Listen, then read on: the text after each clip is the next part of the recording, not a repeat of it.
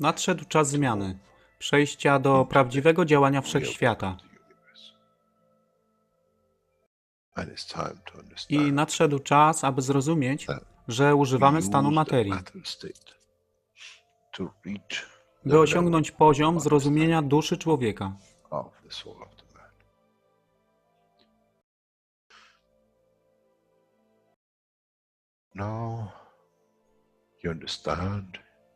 Teraz rozumiesz, być może, dlaczego Kreator wysłał swoich posłańców w imię tego, co miałeś.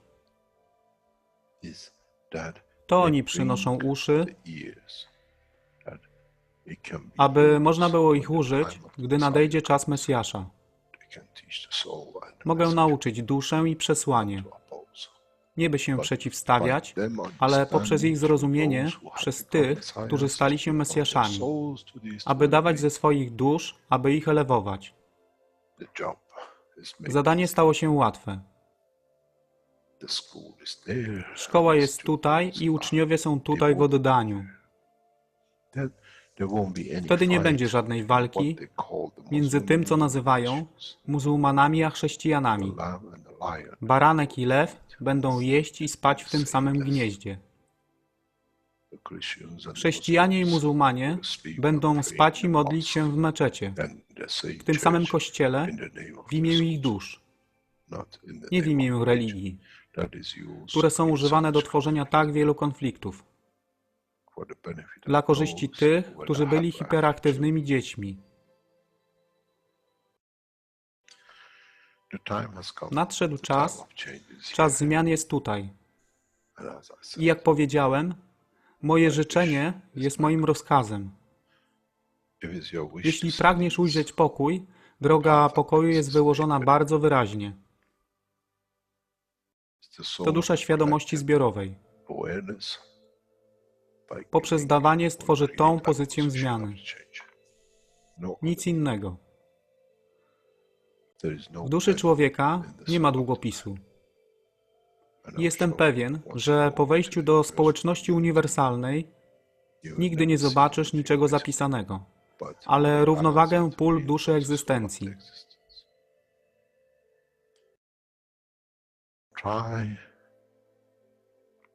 Staraj się być na tyle pokornym, aby nie stać się aroganckim w mocy, którą zrozumiałeś i posiadłeś.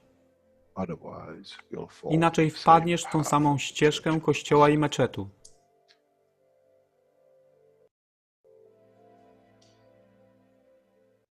To jest to, co obiecaliśmy i to właśnie dostarczyliśmy.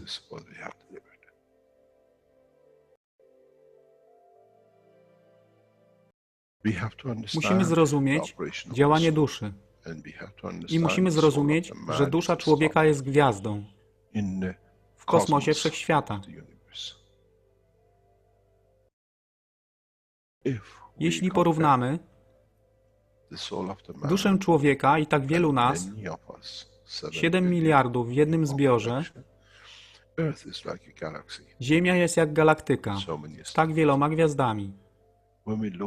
Kiedy patrzymy w głąb wszechświata, widzimy galaktyki z setkami milionów gwiazd. Podobnie jest z planetą Ziemią. Niesie 7 miliardów pięknych gwiazd, które są duszą człowieka. Niesie z sobą duszę tak wielu trylionów zwierząt, roślin i wszystkiego innego. Jeśli więc patrzą ci, którzy nie widzą fizyczności Ziemi i jej zawartości, co widzą? Widzą galaktykę z wielką ilością pięknych, świecących świateł. Każda według swojej siły. Każda zgodnie ze swoją pozycją.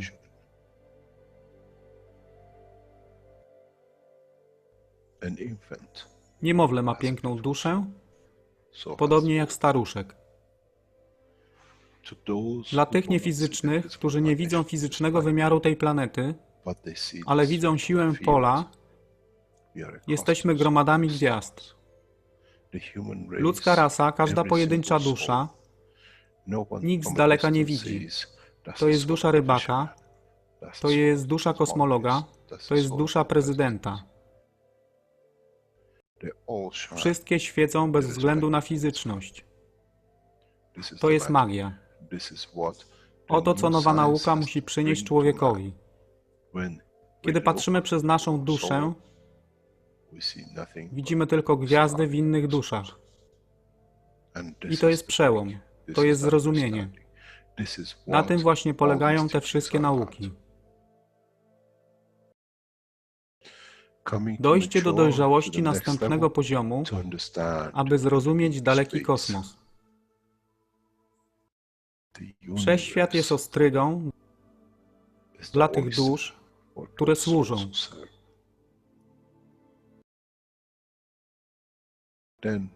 Wtedy człowiek jest gotowy do wejścia w kosmos. Wtedy człowiek jest gotowy, aby stać się częścią uniwersalnej społeczności, która została obiecana. Nigdy nie obiecywałem wam nieba. Zawsze obiecywałem wam elewację człowieka, aby przyłączył się do rodziny. A teraz macie klucz. To wy musicie otworzyć drzwi, aby zrozumieć, że mogę elewować duszę tych ludzi lub milionów innych dusz, że fizyczne życie na tej planecie zmieni się. Wtedy jestem godny bycia częścią społeczności uniwersalnej, by być, aby służyć, aby się rozwijać, by być tam, aby być częścią, że w cyklu życia wszechświata staje się w byciu częścią, staje się częścią totalności.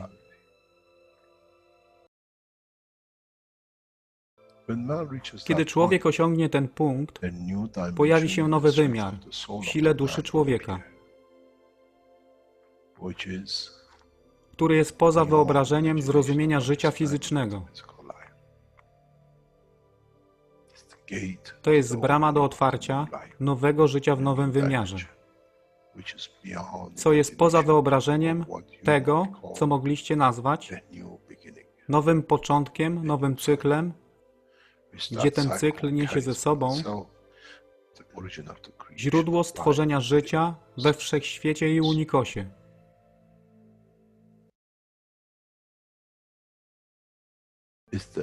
To jest elewacja duszy, aby służyć. Stała się kluczem. Nie tron życia fizycznego.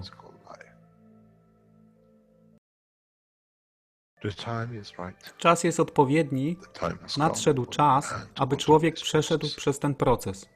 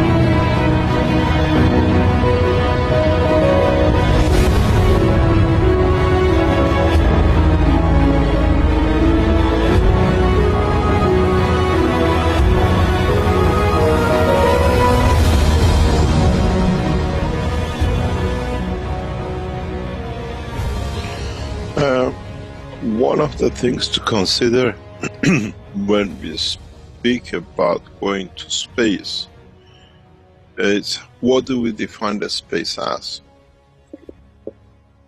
And what do we see or what we consider as a space? We take a space in our physical body on this planet, and at the same time, within the structure of our physical body, there is another dimension of life which we call the soul of the man. And even though it lives within the space dimensions of the body of the man, has its own life and has its own line of communication. And what we define space, going to space, we already know the inner sanctum, or the creator of our physicality, travels the depth of the universe, has been the space travel all the time, has a line of communication with other parts of us, be it through dream we call it, or through subconscious, some people they call it, or we have the choice that physically move the physicality with its soul. In a way, we have a bird caged in the physicality of the body of man, and that bird is called the soul of the man. We can open that cage and let it loose at the point of death. When the operation of this cage rots away and it cannot hold together, and this beautiful bird becomes free. Still, it takes life in the universal dimension, because it has a life. It exists on its own. Or we can carry the cage in a box and take it anywhere. I can take a bird cage in the car, I can take a bird cage in my hand and walk around the park. It doesn't change the entity and existence of that bird. It's still a bird, still sings, still communicates with other birds in the park. And this is how our soul is. So we give option. Those who understand the process of the creation can take that cage, that bird, out of the cage and free it, because we trusted it come back in.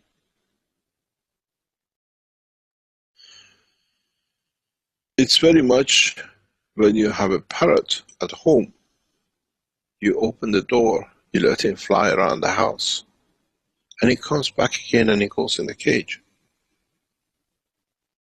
Because you trust it. It knows that's where it belongs to. And this is the process that we have made an option to man. The soul of the man is that bird, but is encaged in physicality of body of man.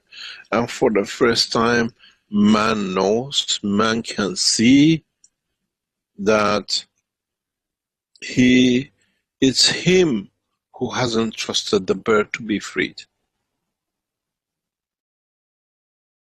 And it has come the time that he does not need to see the cage to break up, to rust, that the bird can fly out, or by accident open the cage's door is open and the bird flies out. That accident is when we die on the street. The bird cage opens up.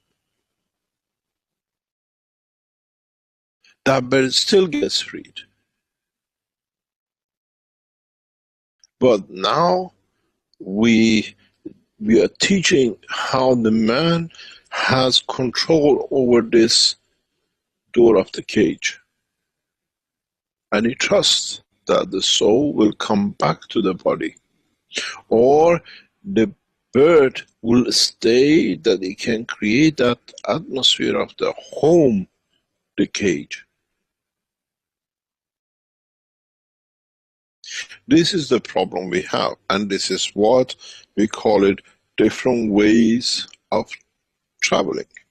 But to be able to free that bird without accident, or when the cage cracks, rust, and we call it death, we are teaching how to be able to control, to trust that that bird, when we release it, can come home, or can make a home that we can go to.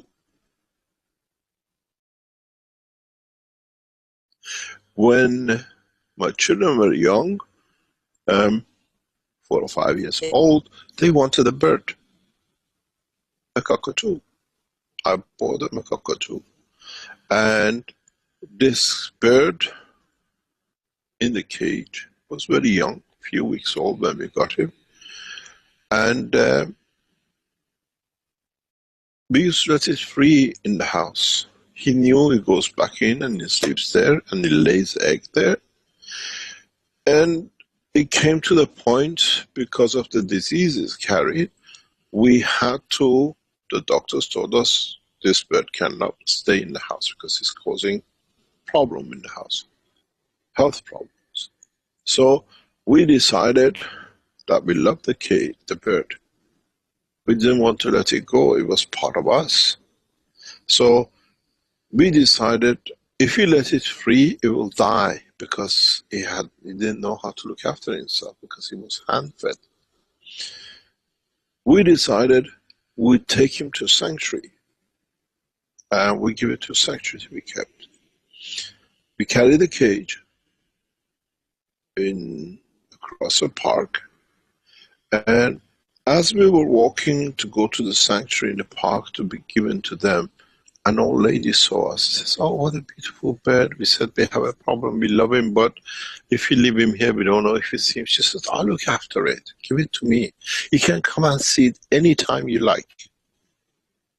And it was just like a gift. So we got the old lady in the car, we went to her house, we put the cage there, we showed them how to look after the bird, and the bird was free again in the room. And every now and then, children said, "Papa, can we go and see him?"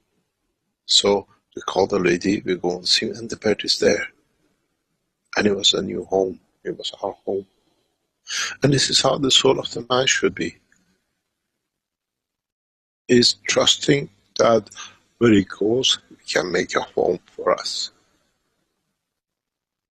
So in this process, we are teaching different ways of freeing the bird or carrying the cage. The bird is still there. If you want to carry a cage and go somewhere, you get in the car. That's your spaceship. Still the cage is there and the bird inside. The cage is the body of the man and the bird is the soul of the man. Because we haven't trusted that we get the bird back. We carry the cage in the spaceship. Or there is another line of teaching, which is the understanding the structure of the cage, that you can make the cage not to rot, that then he frees the bird, but it can open up and you can carry the bird. The bird is free, you don't need to fuel it, you don't need to do anything. It travels the space of the room, the space of the garden, the space of the city, and it comes back home again. In a way, when we teach about the soul of the man, is in getting the man to trust himself. And to trust himself, he has to become detached. He has to come detached from physicality, detached from the wealth, detached from everything else. That the wealth is within me, not belonging to me.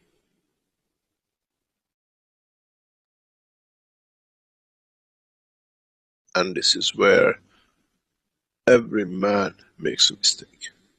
In many of the teachings I have referred, if you understand that you can put the soul of the man to act with the soul of physicality of the man, you can make anything you like.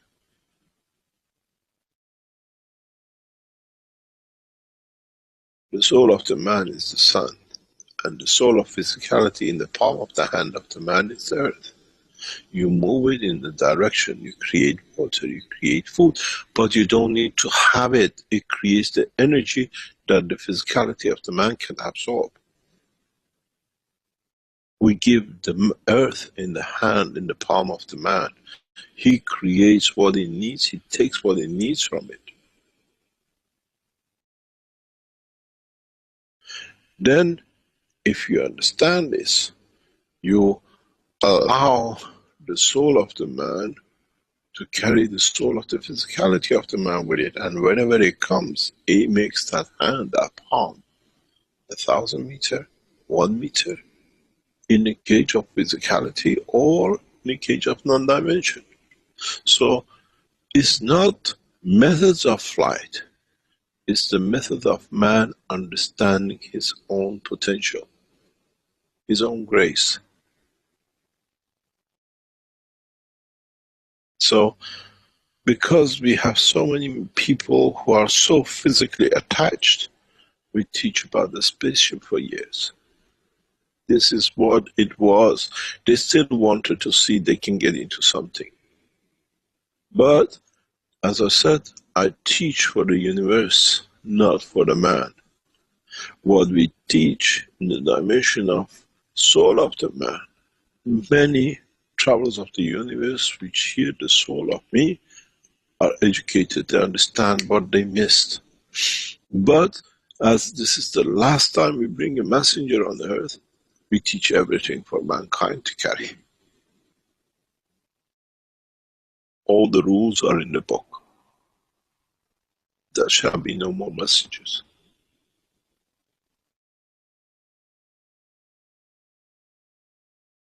It's for man to translate knowledge.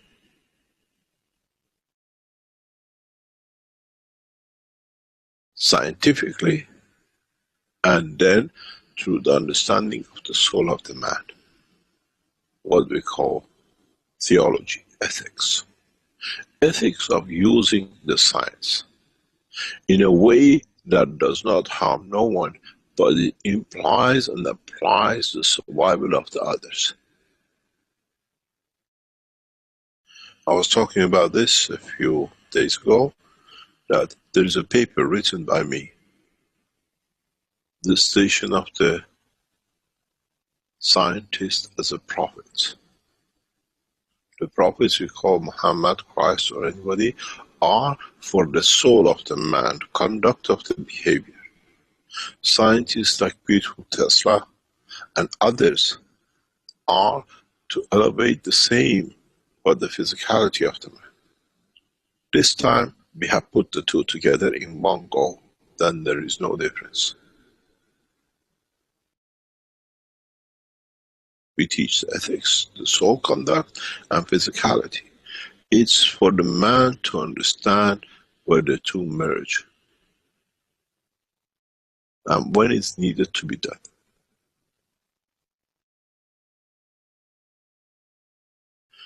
The totality which counts, not the individuality.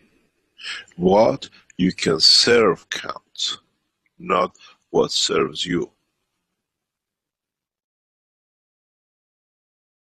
So, in this way, if you are physical, we have given you the spaceship, all these reactors. If you have moved in the dimension of understanding part of it, you have the dynamic system, you get some energies, you put a glass of water, you mix the energy and something else together, you still the camel bird. You put the orange, take the energy, but you still want that the physicality that you're doing something with it, you drink the water. And for the soul of those who understand the totality, then they don't need the cage. They're the free bird. And this is the essence of all the teaching.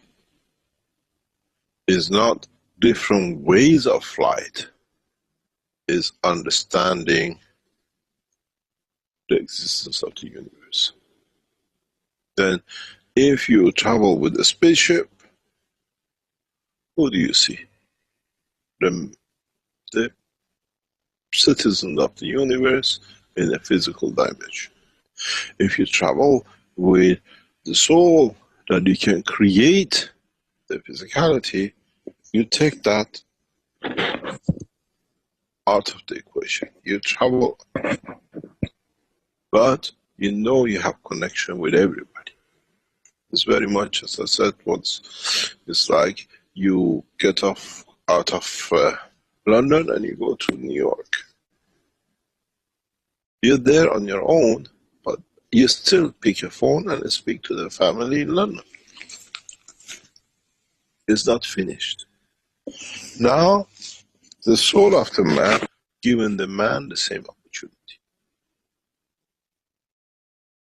We teach for the time to come, and we teach from now till that time to come.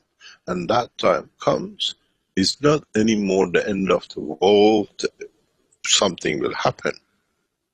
It's the maturity of the one's understanding of his own creation.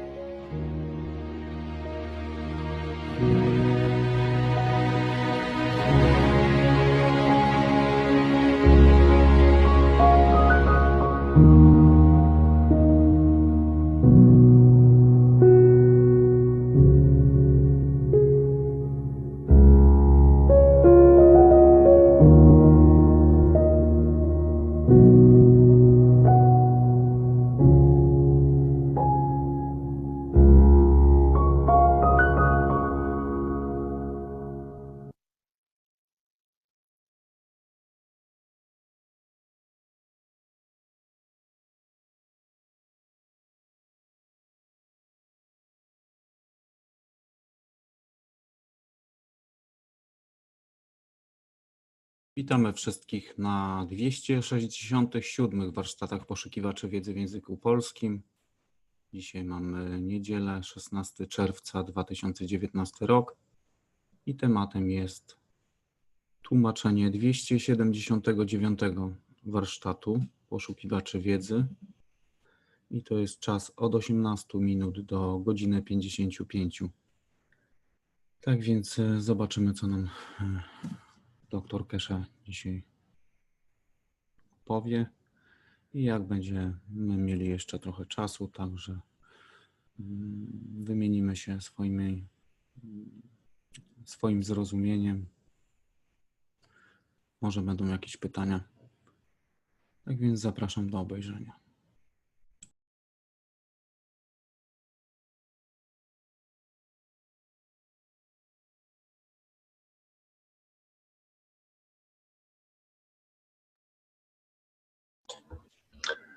Welcome everyone to the 279th Knowledge Seekers Workshop for Thursday, June 6, 2019.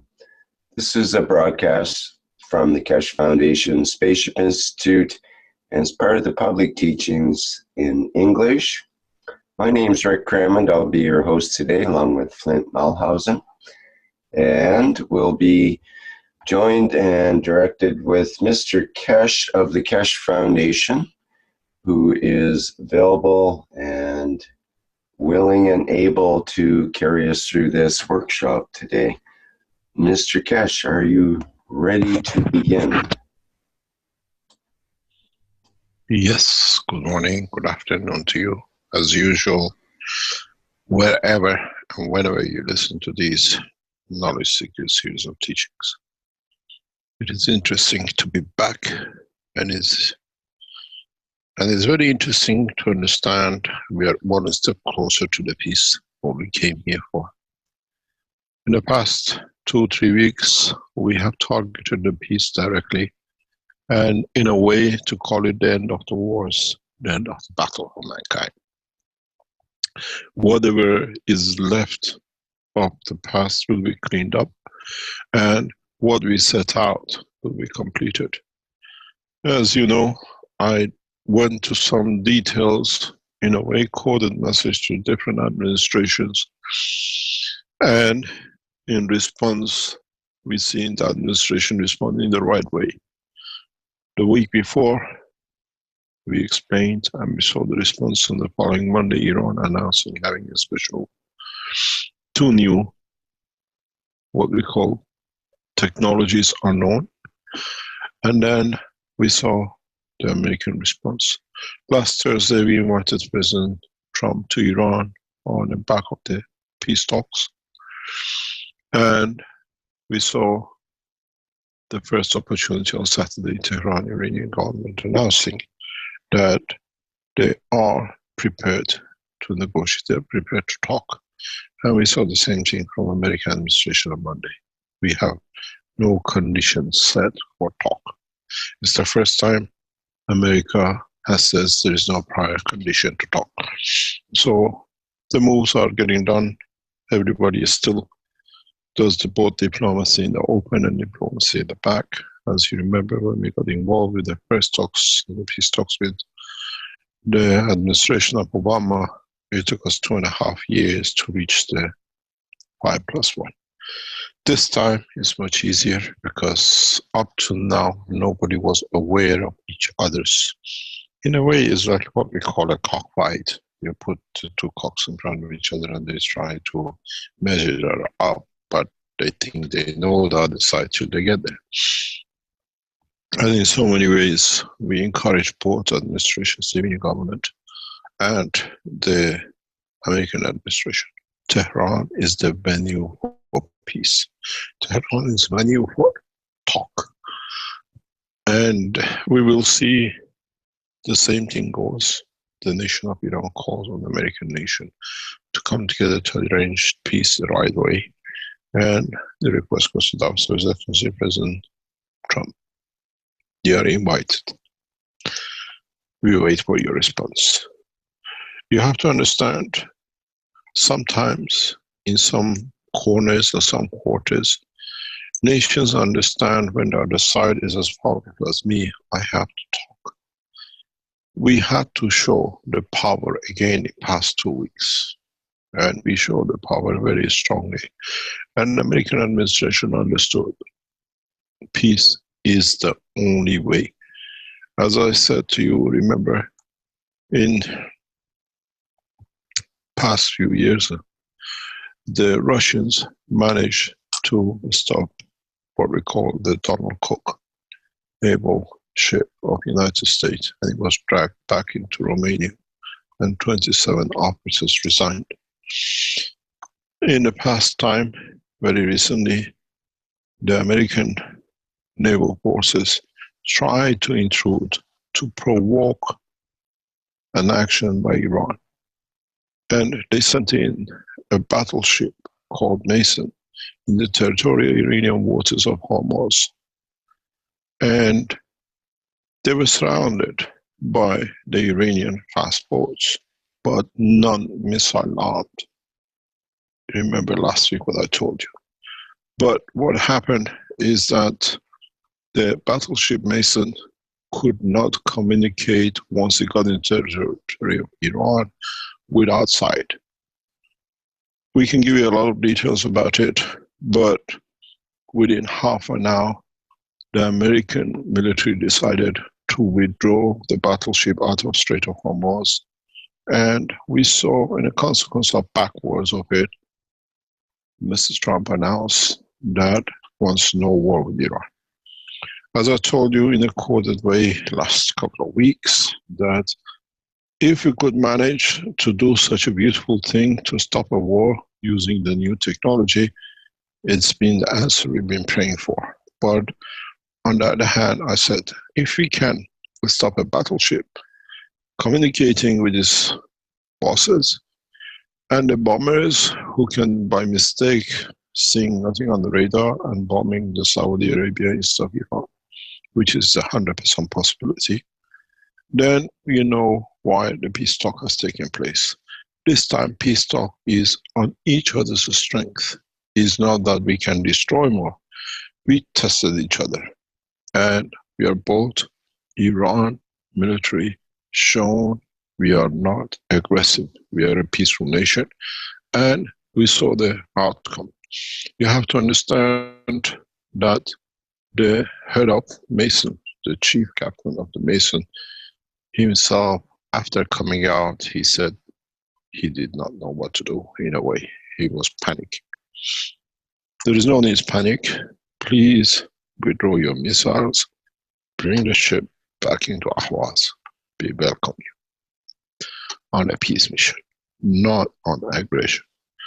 And this time when you come, you'll find out you have friends in Iran. It has to be said, it's the second time American naval forces have been shown there is more technology sits outside America than America. And it's a good way, because now these technologies can be used for advancements of man into space and betterment of life for all of us. I thank the Office of Iranian President, I thank the Office of American President in understanding there is time for talk. And as I said, the Iranian government is preparing themselves to receive President Trump in Tehran. That's an open invitation. But you have to understand, Iran has a problem. Iran has a huge problem, which now the administration of the American government has come to understand. The problem is called John Bolton. John Bolton is a monarchist. He's committed himself to the Iranian monarchy, the old regime. And he's fanning the fire of war to bring them back. We can show you a lot of pictures with him standing around the Iranian old flag with a lion. When we say there is no time and no place for monarchy or kingship, does not apply only to one. It's all over the world. People have to decide if they want a king, but not forced by inheritance. Therefore, now we understand Mr. Bolton was and has been paid to create war to bring Iranian monarchy back to Iran. Iranian nation has to decide on what it needs, not but outside by Mr. Bolton and his people. You have to understand they are connected to the other monarchies in around Europe, and you have to understand a significant in what I just explained. Those of you who are familiar with the work of what you call Masons and the Illuminatis, you have to understand why the American naval forces, headed and pushed by Mr. Bolton, was using a battleship called Masons. This was to show that the Vatican has taken over, and that was a big loss. You have to understand, couple of weeks ago, when the President of America was in Japan, he ordered the ship which carries his opposite part in the coming up election to be hidden in the background and not to be shown in public, because that name was so important. Now you understand why the battleship Mason was. It had two reasons. One, declaring the win by the Vatican and Masons and Nazis over Iran, which the ship never got. It was a coded message, then they will start.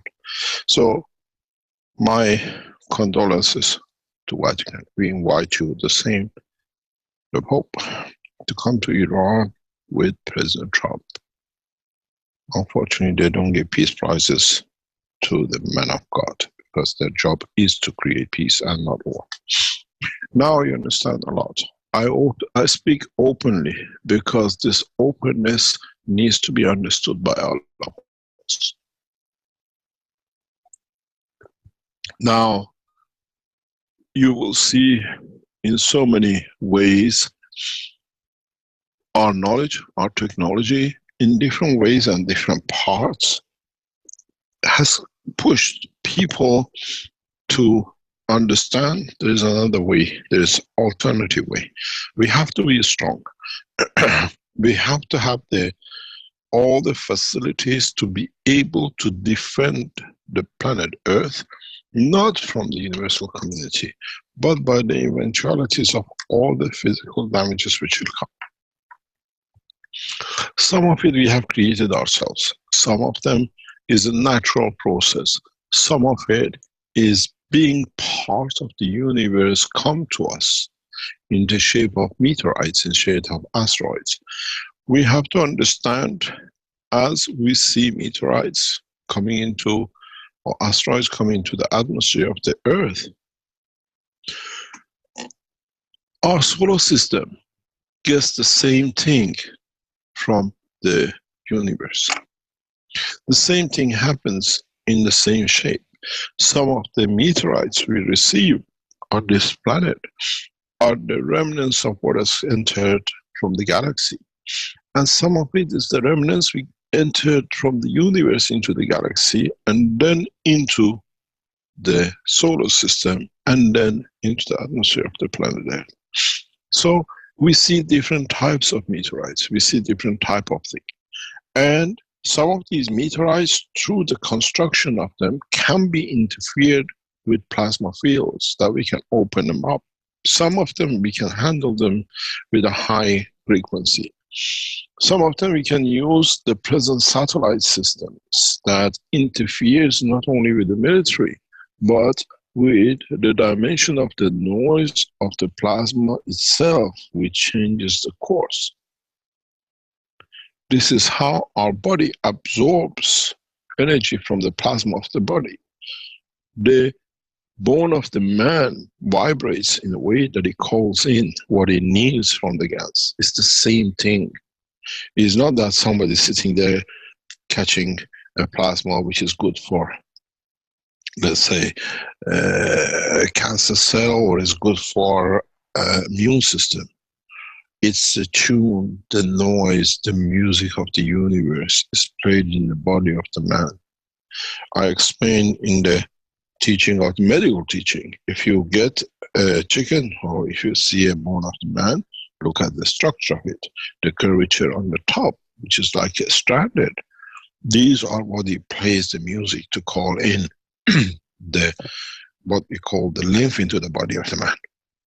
So the planet Earth plays the same tune, and it calls in. The universe does the same thing, solar system do the same thing. So in a way, the new technology which we have developed will come very handy for the man, as you can travel with the speeds beyond the speed of light, beyond the speed of sound, beyond many speeds we know. As you understand, there is a new technology which has been released, as we know, that you can go what they call super fast and everything else.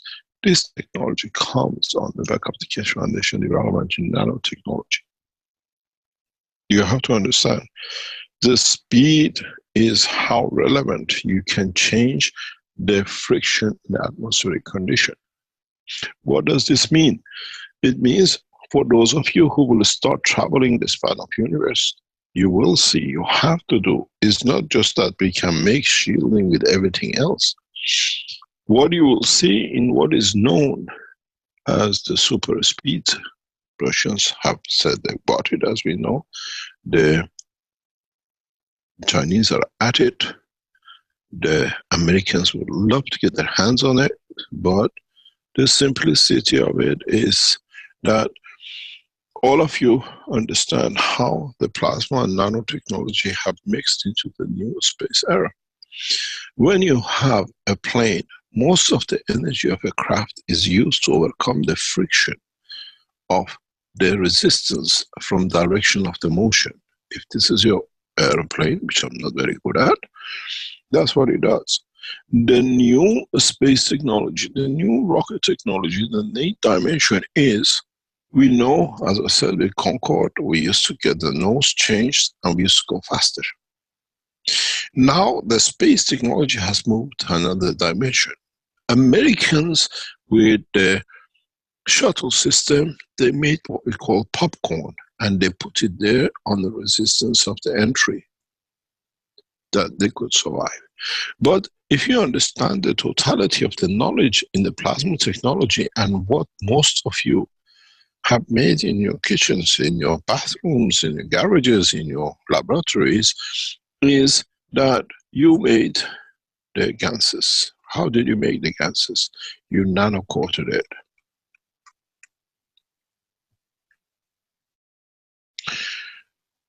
The nano-coat material If it's used like in the brake of a car, will need more energy because it's got a space gap. If you use in a specific way ahead of rockets or new material, slides the wind. The friction literally reaches zero.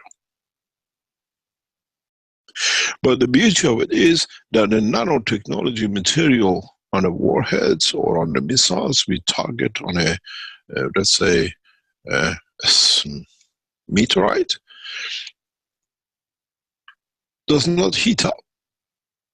So the body stays cool. So it has two effects. One is frictionlessness. The other one, at temperatures which might reach, there is no heat transfer. You get a nanomaterial in your hand and put it in a fire and pick it up. You can hold it. Now you understand why the new super speed flights are getting place. But at the same time, within the structure of these super speed flights, they create a plasmatic dimension, which gives it the second additional field cover. Americans are searching for this. Come to Iran, we show you how. But we use it for peace, we use it for space technology. This is when, if you read the articles, Russians and the Chinese and Americans, and unfortunately, as I said, the Russians stopped the American ship May of a few years ago, and Iranian in May of this year done the same thing with the Americans, again in the high seas. Now we open another dimension to our friends. We can reach Washington in milliseconds. So we talk peace, we understand the new technology, and we understand, we appreciate the next level of the science which is coming through. And it's the job of all of us to do this. We are busy with a lot of things, but at the same time, being busy developing a situation like what we have done and what we achieved with China has not distracted us from other things like the factories and everything else. We needed time to consolidate and put things right. And many of you who done some work around the Keshe Foundation, or you're busy with us, that's what we are busy developing. Very advanced systems. And it takes time, energy, and a lot of things. We are all investing in peace, investing in the future of our children. And this is what is about to come. We got to understand the technology, when it's open, we all benefit by it.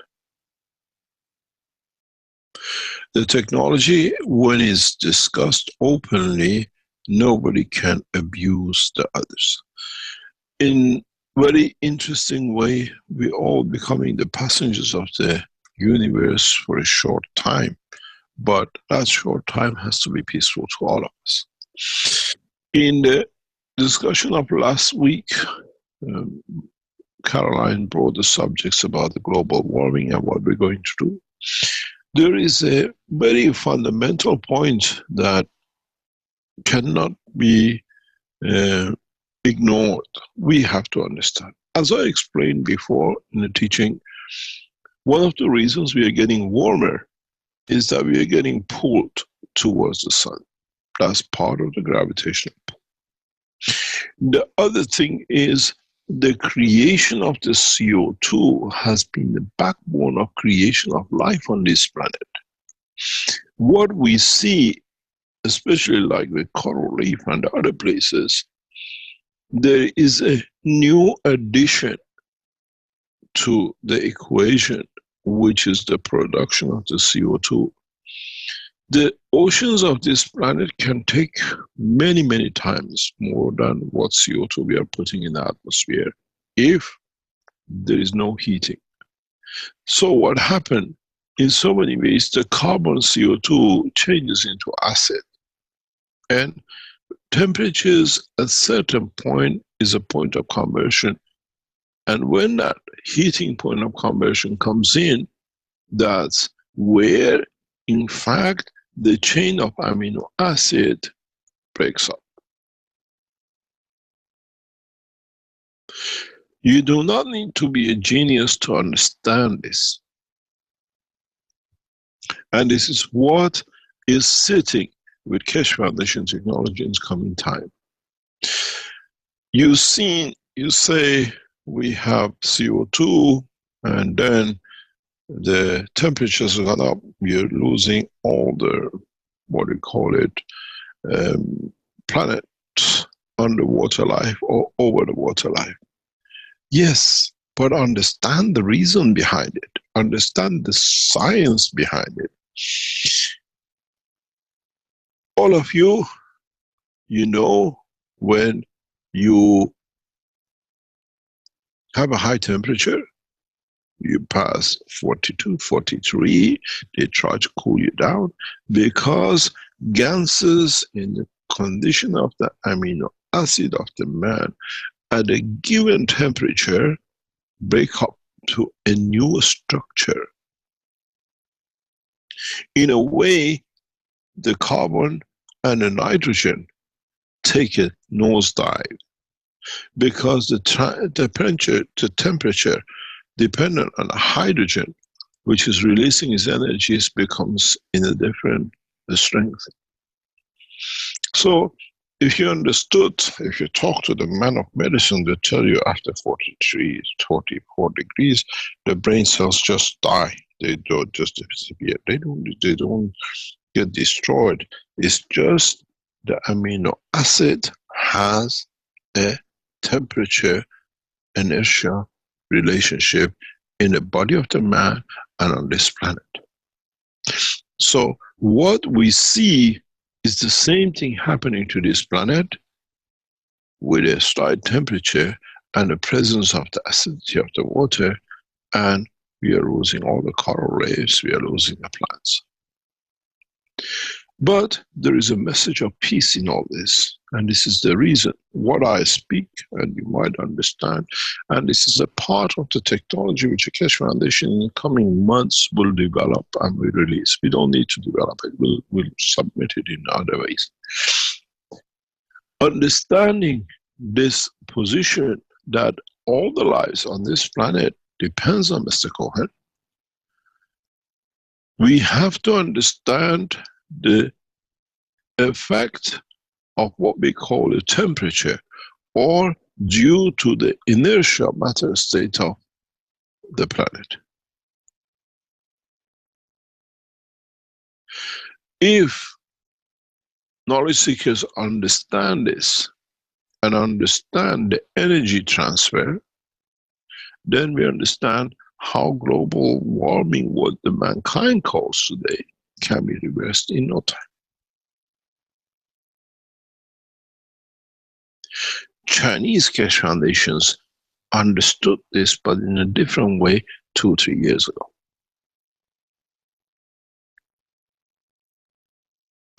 At the same time, if we understand the connection between the heat and the CO2 that it creates to the end of the life of planets and everything else, then we understand mankind has seen the first time a new dimension in handling its environment.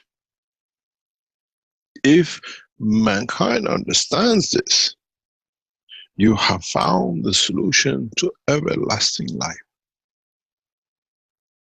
You have found the solution to everlasting food, or what we call energy supply for the body of the man, even for the soul of the man. If you understood the connection between the soul of the man and the physicality of the man, and you learn how to feed the soul of the man, then you have become a true man of universe.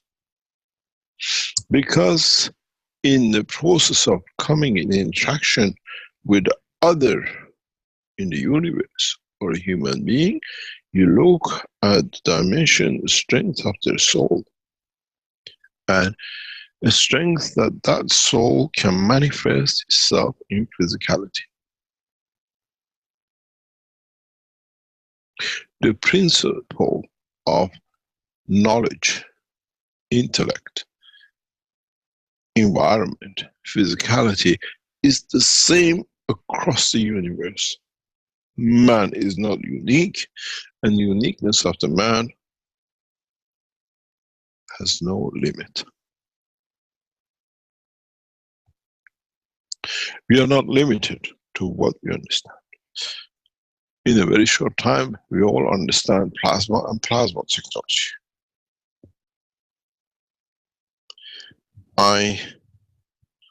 It's amazing how this knowledge is spreading around the world. And how governments are using it, utilizing it, understanding it, and applying it to their own benefit and to the nation's benefit and scientific benefit. In many of the teachings, I refer to the field interaction. I refer to interaction of the life. I refer into how we can change the position of the man in zero time and space. There are principle operational understanding, and every man can make the light, every man can make the soul, every man can make anything that he desires to have.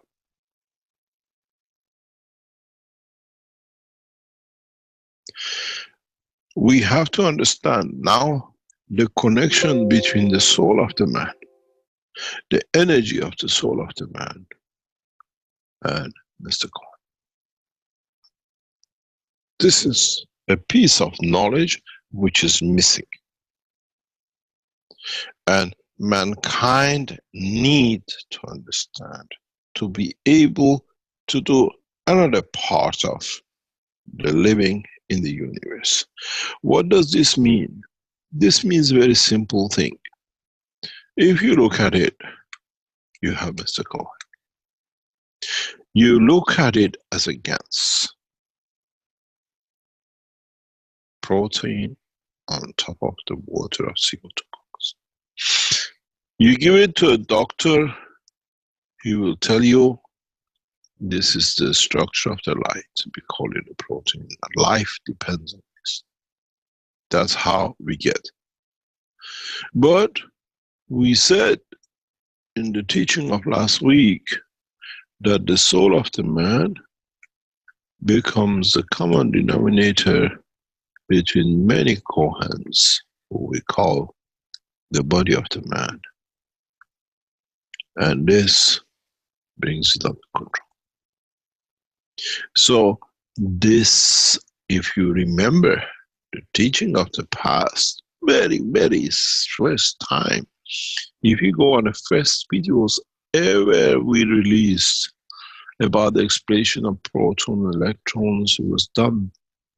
You understand in many of the teachings I refer, mankind for the first time can make magnet of anything. If you have a wood and you have iron, you cannot make the magnet of wood out of the iron. But if you convert the matter of iron to its plasma state, then you can choose whatever you need. But on the other hand, if you have a plasma of the wood and the wood itself, you can interact with it, because then now you have found the magnet. So if you understood this, it comes to one fundamental principle. The soul of the man has the characteristics of Mr. Kohan in a magnetic field gravitational strength.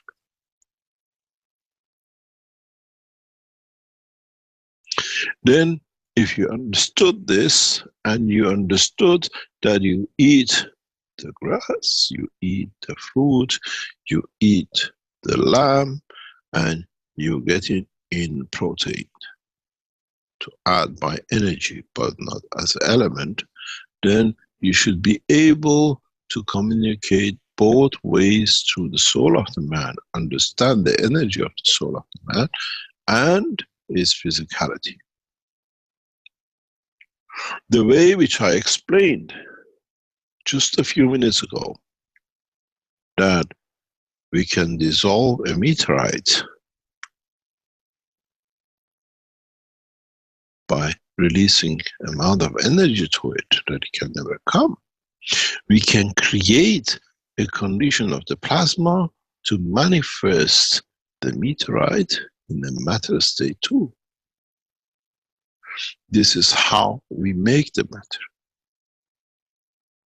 At the same time, if we understood this, so shall this be the soul of the man, and this be the physicality of the man.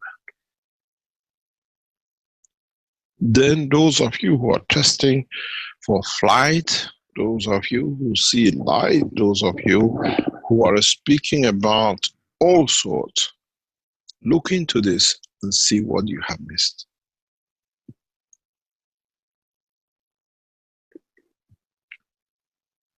Do not look into the matter state or the effect what you see in matter state.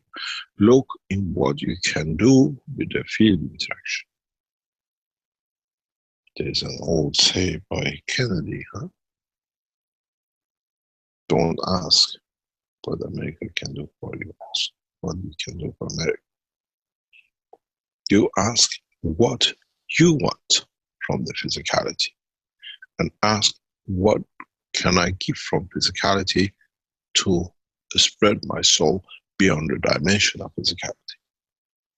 Because man is only interested and works with the physical dimension. For him, the soul is a dream which was out. Now this guy has come and put it in. When it was out, they could abuse me in the name of God, which they never understood. Inside me, I am the protector. I am in touch with God. I am the creator of the physicality of myself, and I can control the dimension of it if I understand how that soul of man works.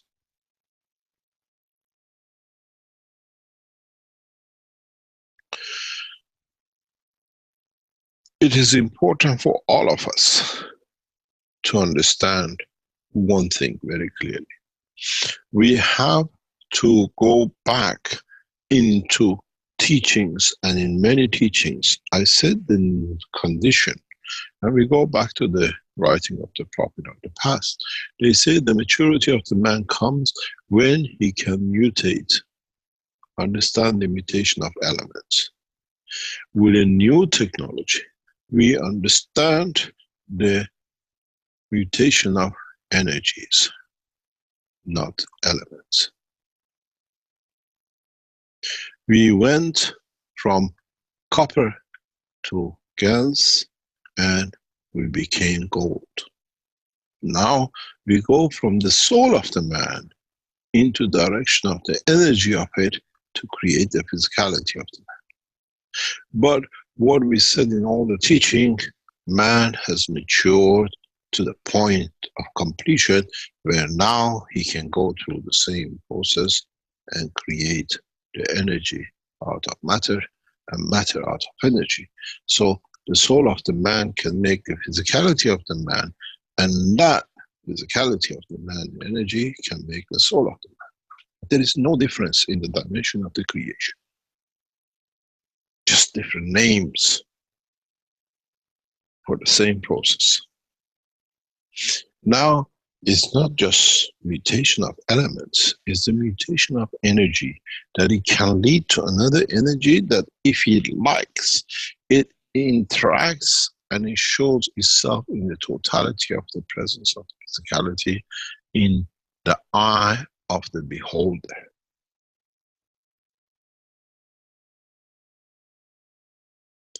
If you understand this, you can create brain cells. If you understand this, you can create copper, gold, or silver in the space if it has anything. And in so many ways, in a space, there is no currency. Banks only exist on this planet, and printing machines are part of the man's intelligence to print money, to control. As we've seen, mankind has taken one step backwards and two steps forward, and over centuries we have got more and more and more mature in understanding the totality of the business. But how far the science of man goes? What are we prepared to accept as part of the knowledge? As I said before, we start polishing the technology because all the knowledge of the universe has been taught. Now you have to understand how to play, how to manipulate, how to structure, to achieve, to be able to deliver, to be able to attain.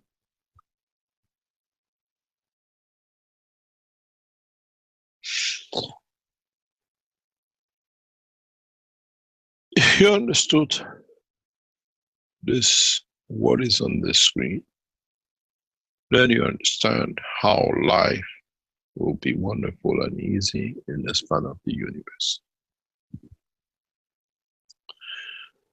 If you are looking into the strengths of the soul of the man, it means you did not understand the teaching of today. And you have not managed to put all the teachings together. We structure energy. And in that structuring, we decide the condition of energy or matter of that energy. And something which a lot of people in the future would understand is that energies can manifest themselves in any condition of the matter. This is one of the interesting things if you understand. And the same goes with that.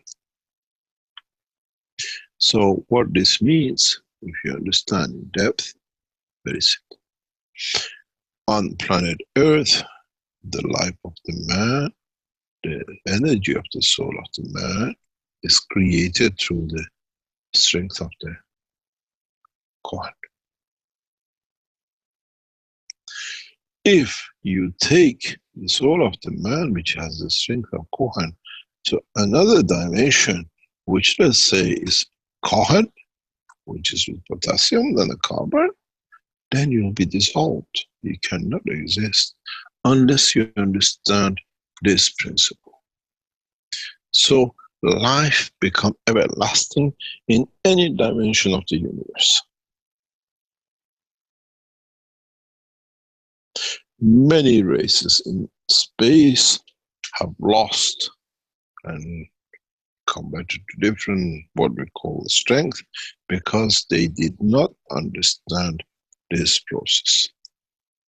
So when you enter a dimension of the strength of the universe, which is higher than you, you have to understand how to change the strength of the Kohan as a plasmatic field of existence to some Mr. Kohan, which is in the potassium level. So man can mutate in the energy level in any point of the creation as long as he understands when he wants to convert into the GANs of the state, he has to watch the matter of the state too. Because one of the most fundamental problems with mankind is a new problem. We said in the process of their life, between the interaction between the sun and the earth, in the field interactions, we saw the creation of the amino acid.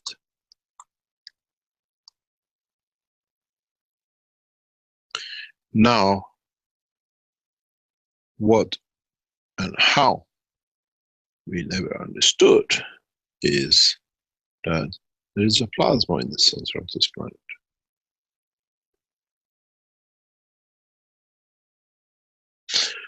And this is very strange, because now man went all the time to his present understanding from energy and conversion to the matter, whatever it became.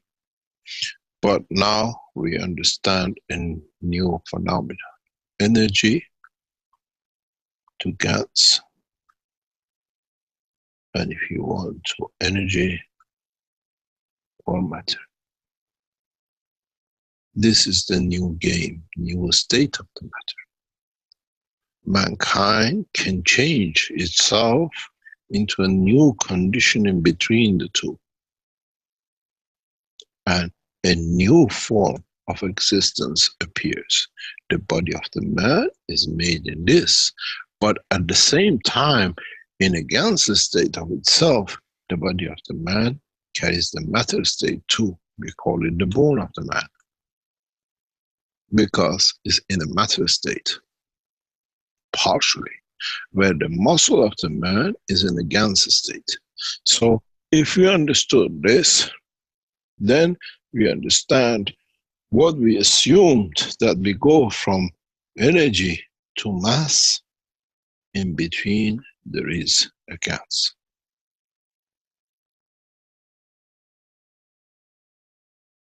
Where in the gas state we have manifestation between the energy and dimension of the physicality.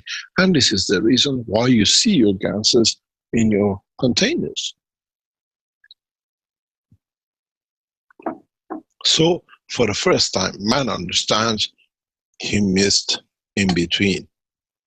And there are many, many in-betweens. Mankind knowledge is not to grasp that at this moment.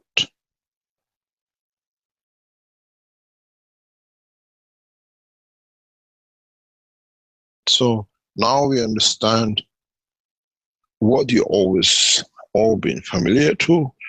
With a little bit of explanation, you understand what you are dealing with. A state of matter between the energy and a matter state. In a way, if you look at it, Gans is a camel bird, what they call ostrich. If you ask him if your energy shows the star, he cannot do.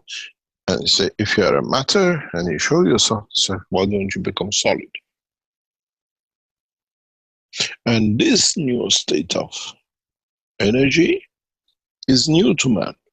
And if those of you who understand this, understand that this carries the totality of energy of the Kohen in every dimension in the universe according to the point of manifestation, then you understand that life is for everlasting. Then it comes, do I create a soul to be perfect, that going through the transition of existence of the Gans still will be perfect, and when it manifests itself in the dimension of matter, still is perfect.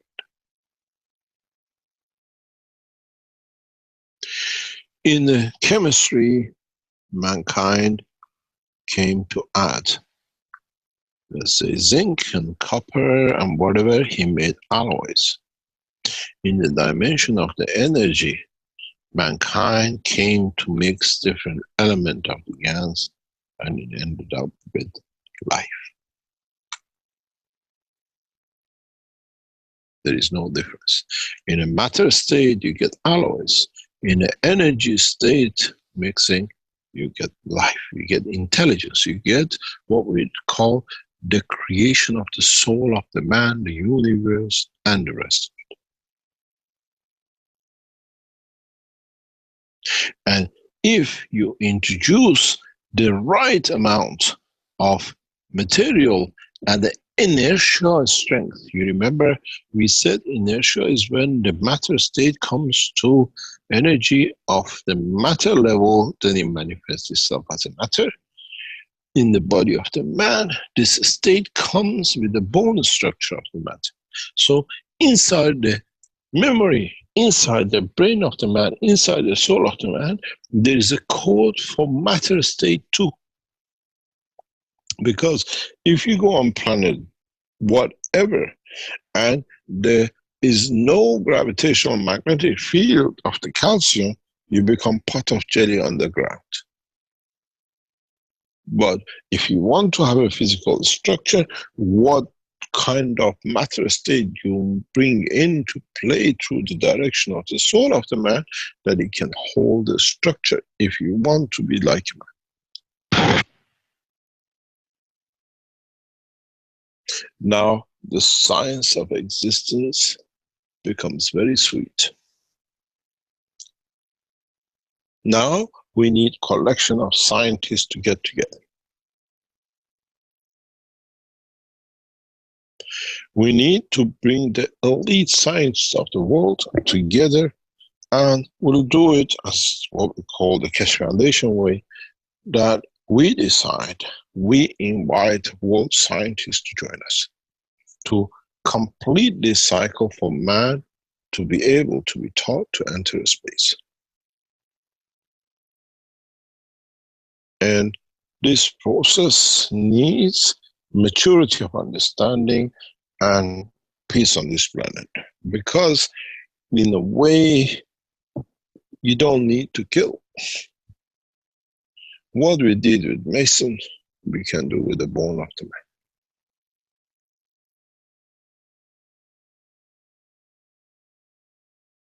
Man will do the same in the space to himself if he doesn't understand the conversion of the gases to new strength that it can survive in any direction and any dimension. Then, if you understand the totality of the conversion of the gases as energy, then you understand the speed of light is non-existence.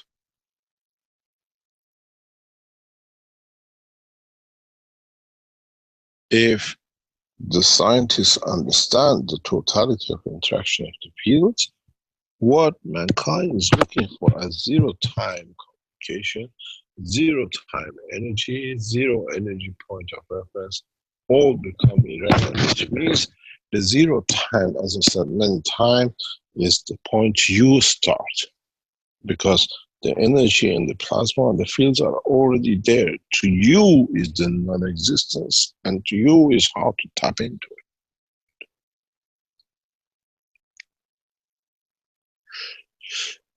Listen to the teaching of today many, many times, and your soul will get enlightened. And if you live in the dimension of physicality, hang on another 4 billion years.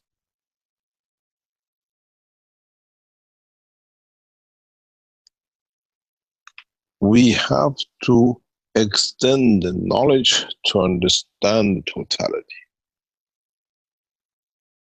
We put gases in the cores and we do different things with it, and nothing happens.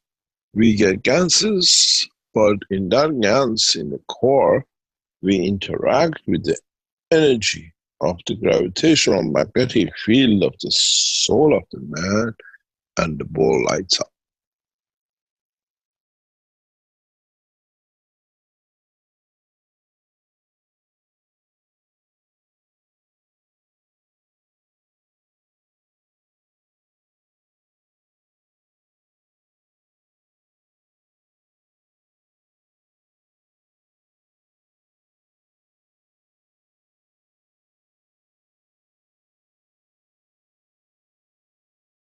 The same, the matter will manifest itself, or the energy. So the soul of the man does not have time and space and position. The soul of the man has a point of manifestation according to the point of the observer.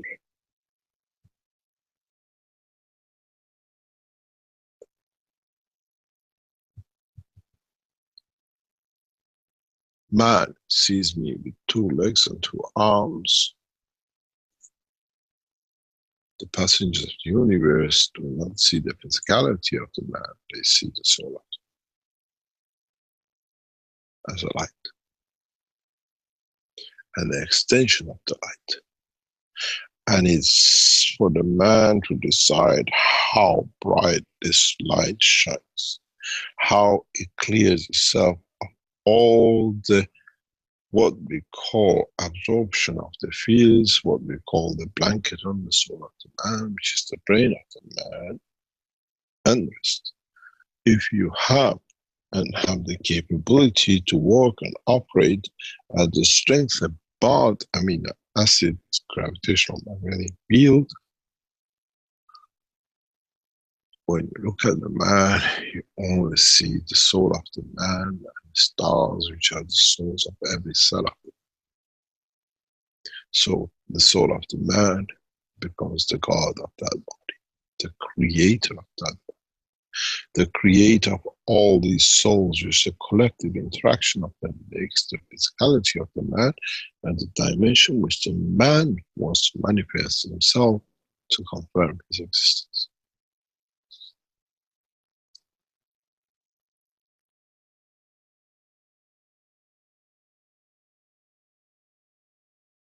As I always say, do I need to teach more?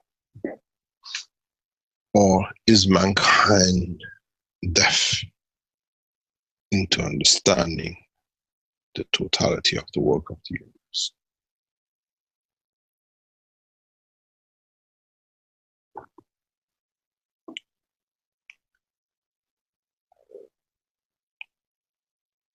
You have to understand, and the creation of life, the examples of the life, is in front of the man. But we never understood the totality of it because we always looked at the physicality of it. Now we have, as I said, we call it the CO2, in interaction with the water makes acid. And interaction with the acid has done it for years, billions of years. It has led to creation of more life. Now, with us reaching and partially changing the magnetic gravitational field of the planet, now we heat up. Now the matter state interaction has interacted with a plasma insertion of the what we call the gans of the matter. And this disintegrates the whole energy back to taking the soul of the plant, not the physicality of the plant. This is important. When you look at barrier reef, the plants are there. Physicality, conformation of existence there is the soul of the plant which has left the plant due to the fields which what we call the amino acid of the plant or the structure of the acidity with the temperature have created a new strength which is matching the strength of the soul of the plant and the plant. And that's why we see so much barrier reefs are disappearing. Now we have to understand the truth, not being on 2 boats and not knowing what's happening. Saving all the problems in the what you call the oceans and in the whatever the plant world, it's easy if you understand why the plant leaves the tree, its physicality. We burn it as a wood.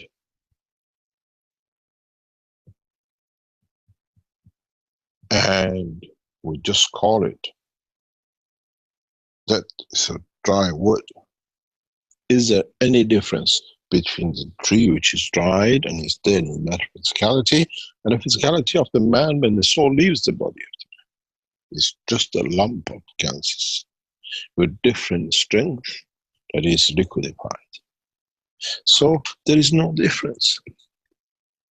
So if within the structure of the amino acid of what we call CO2 and a slight interaction with the field of the heat, the soul of the plant can leave it and to become in another dimension. So how easy shall be for me to take the soul of the president once more?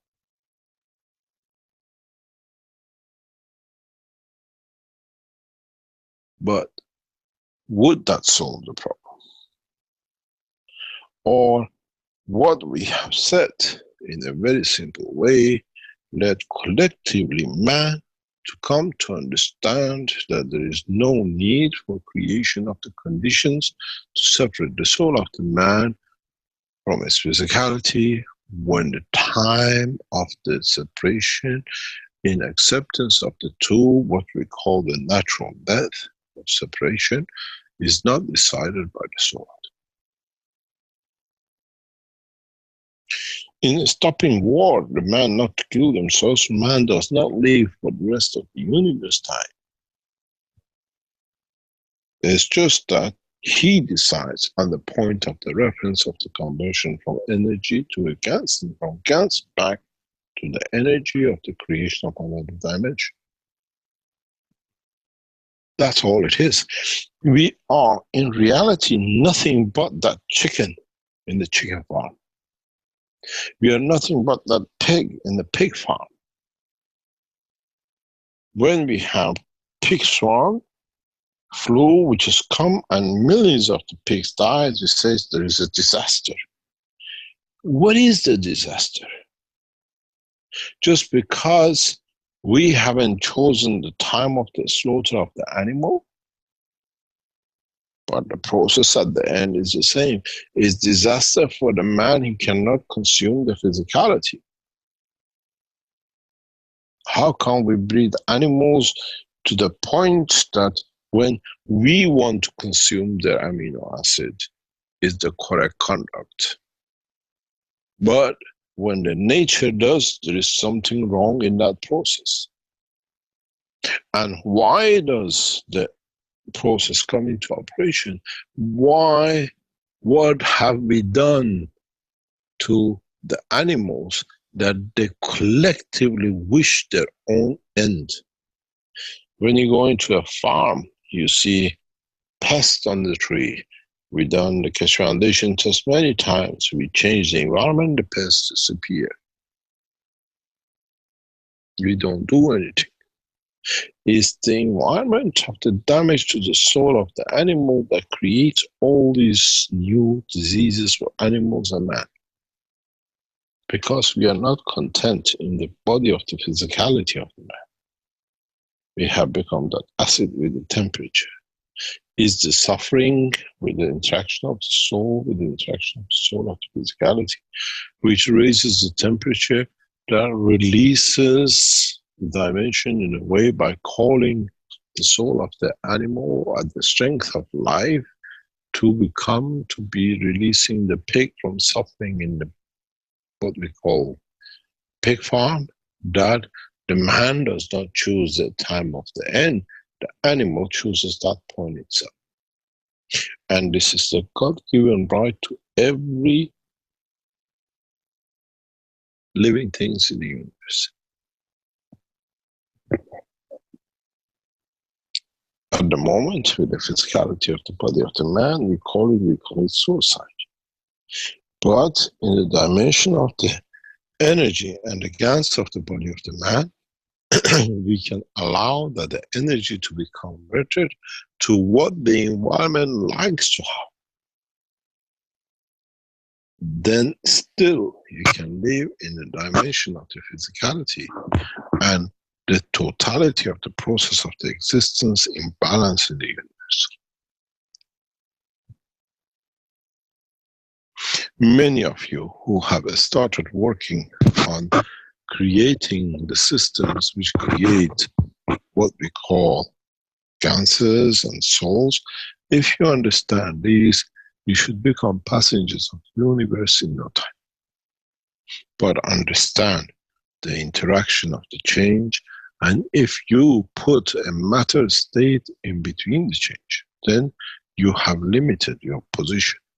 Many of you cannot create flight because of these, because you never understood what's been explained on the board.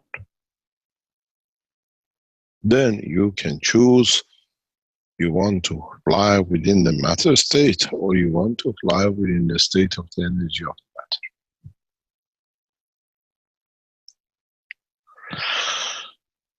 The science of creation is so easy. Enjoying it is so wonderful. It's just a man who has decided to eat himself and enjoy himself the wrong way with this technology, which is the technology of the creation of the man, or life in the universe.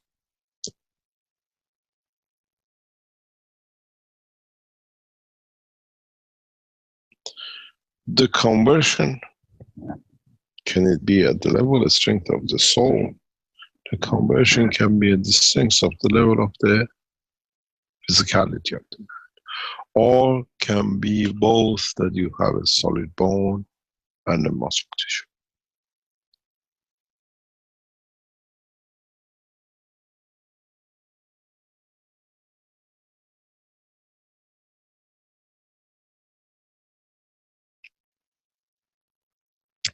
Let me explain to you something maybe you understand.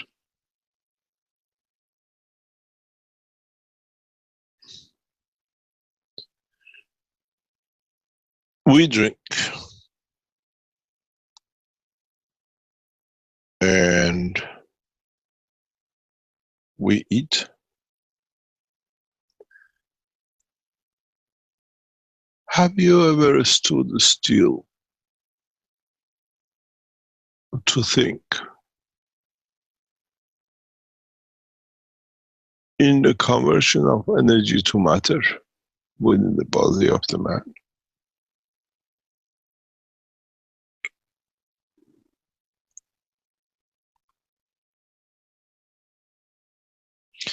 We drink water, it goes through our system. But at the kidney level, in respect to magnetic gravitational field of the earth in a given position, it converts back into matter state and we urinate. But in the body of the man is not there. You cannot separate water or another cell of water because it's all energy packs.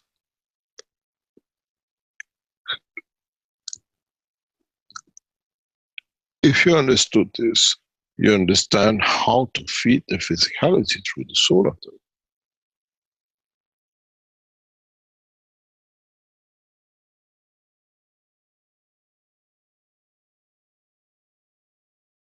I hope many of you have understood this, because this needed explanation. This needed to be, for those of you who are heading towards understanding the strength of the soul, those of you who are heading towards wanting to create a flight system, those of you who are trying to achieve lift and motion through the school of the thought of the man, you're all being given, every one of you, the tools according to your understanding and your intelligence.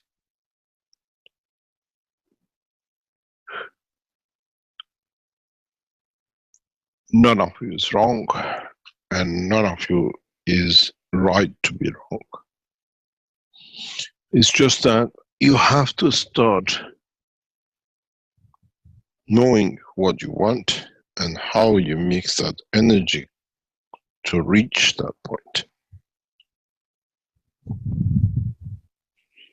It's very much like if you were in the school in the first years, the teachers brought different paints, different colors, and they mixed it for you.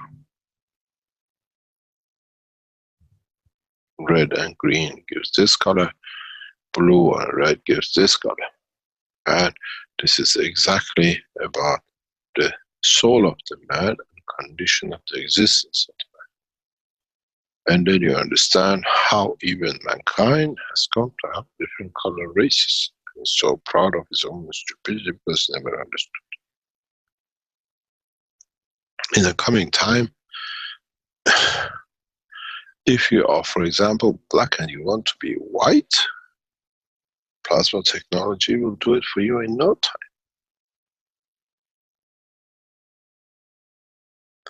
And if you are white and you're in Africa, you want to be as beautiful as Africans, why not? We just change the feeling. Hear me? Yes. Yes, okay. So we had a bit of interruption.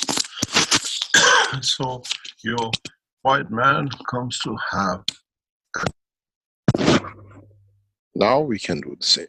In the course of the interaction of the soul of the man with the universe, these things become very common.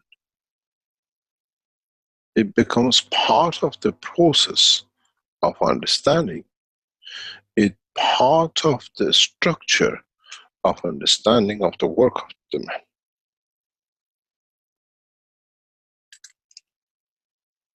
It's not that we do not know anymore. Now we know all of it. We know A to Z of it. It just depends on us. Do we like to play with the A or the Z?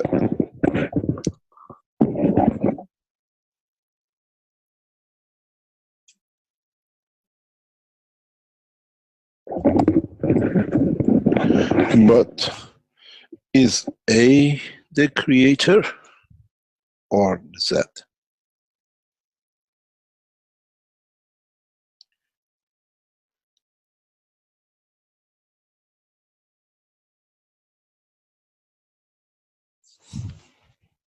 It depends on what we want to produce. It depends on what we expect of creation.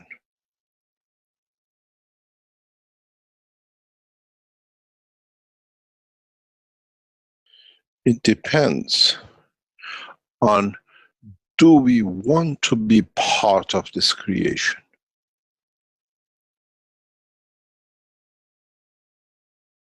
But do we want to elevate our souls to become the level of the soul of the Creator?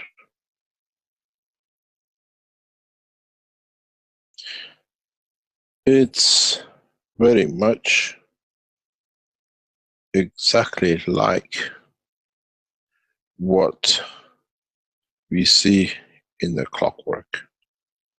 You start from 1 and you go to 12, but at the same time, the 12 becomes 1. The 12 at noon becomes the 12 at lunch, and back again on the same time. The switch is on the state of the mind of the man, not on the arm of the clock.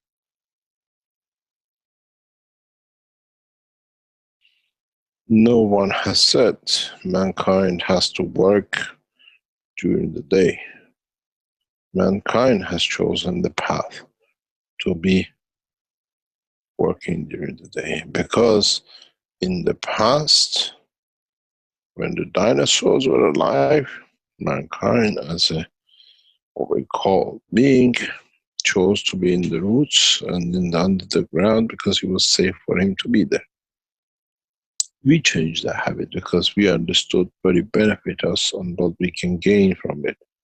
So this process has to be understood very, very fast by those of us who become the passengers of the universe in a very short time. Many of you want to know a lot more. What is the outcome? Where are we going to end? Nowhere. You decide where your soul ends, not mine.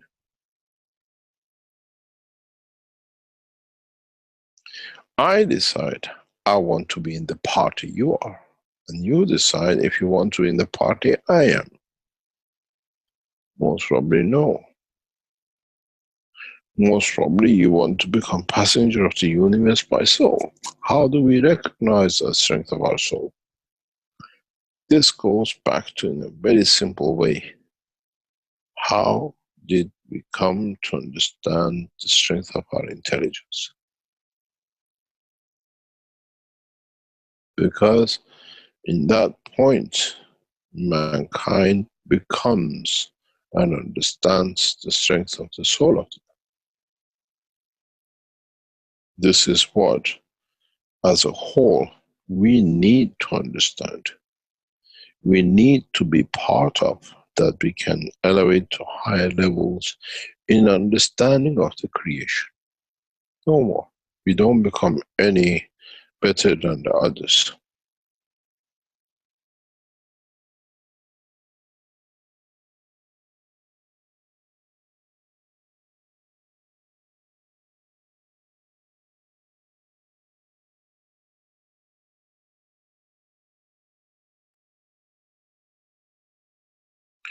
Are there any questions?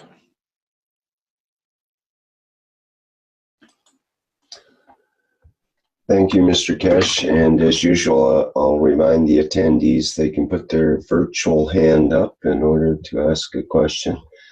I'd like to put forward. Can you hear me, Mr. Keshe? Hello? Hello, can you hear me? Hello?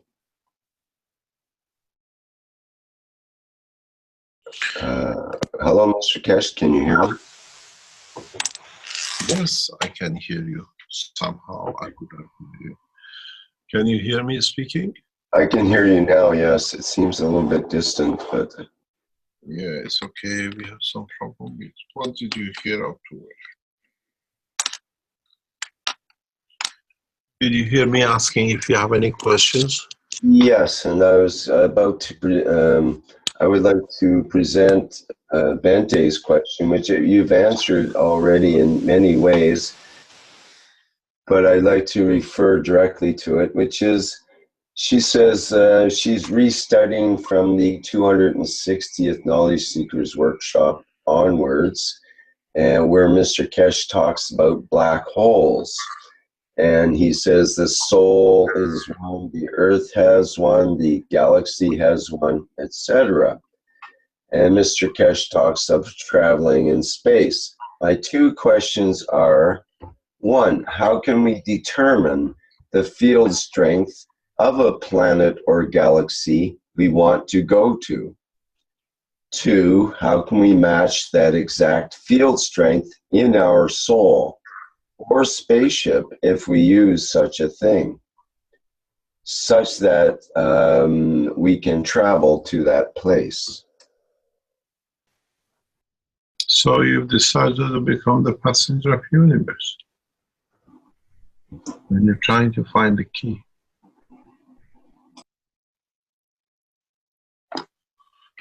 Am I correct?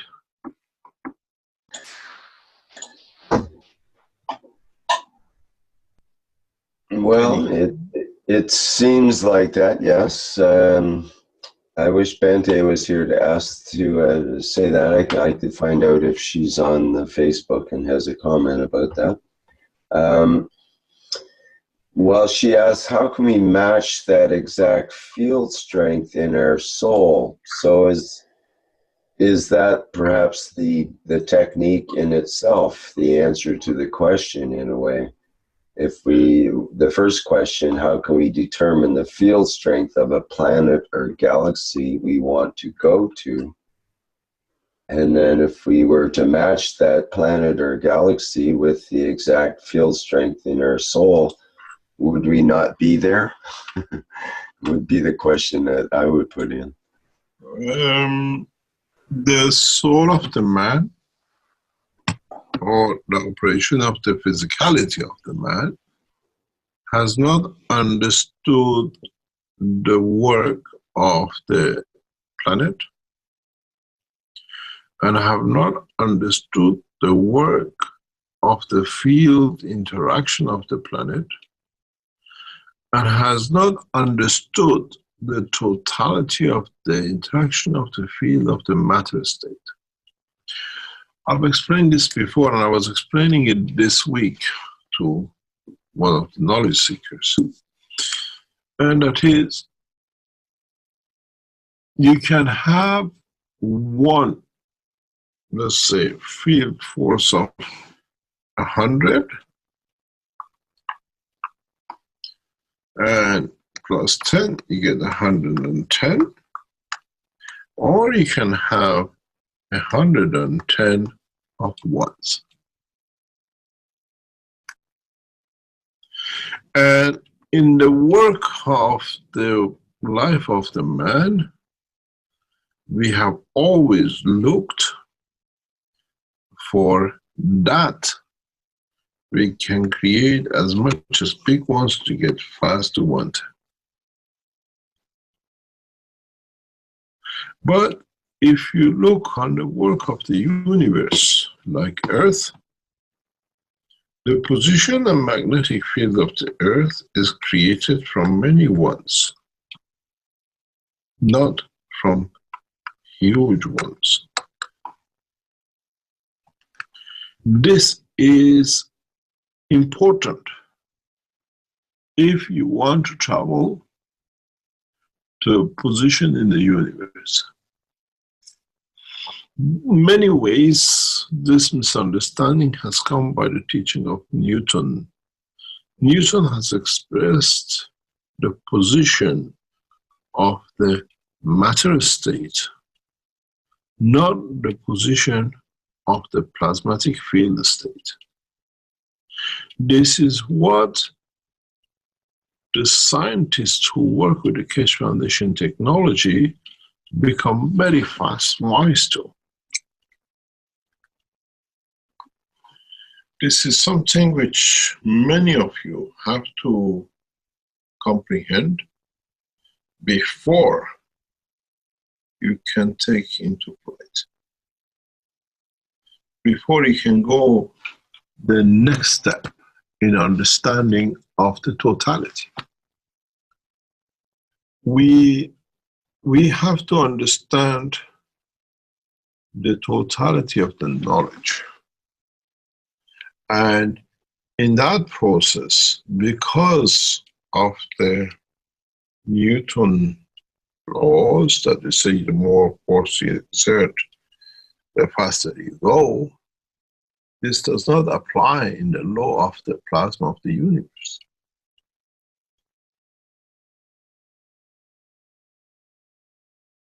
And if you look at it, the weaker plasmas lead to creation of the motion and creation of the existence of the matter states in the control of the totality. We don't have a massive field force which dictates our position in the universe. It's those little magnetic fields of the totality of all the stars has dictated the position of this planet. Even the star you see in the furthest distance has dictated our position. And that's why we see its light. Because that connection already exists, because he has decided how far from it we can be without endangering or changing its position.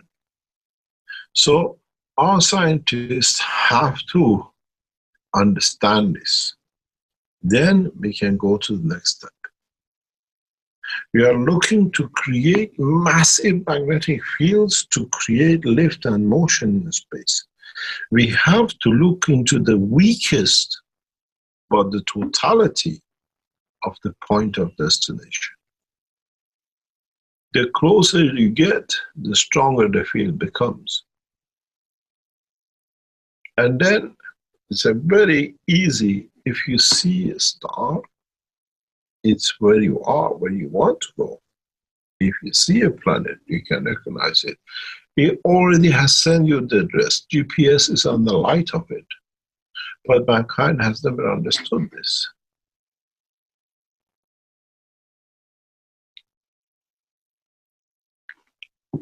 We do not want to understand this principle. Until we don't do, we will have a problem. We see the star. The star has already sent its GPS.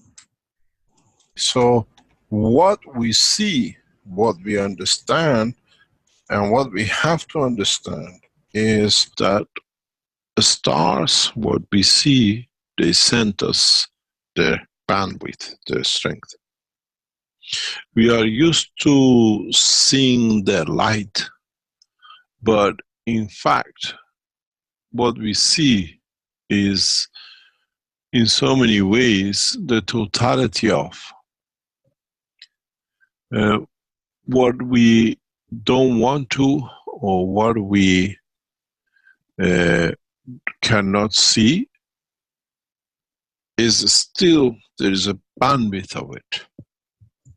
And when we become educated that we need to have both gravitational and magnetic fields of a planet position, then we'll find out that we can do everything.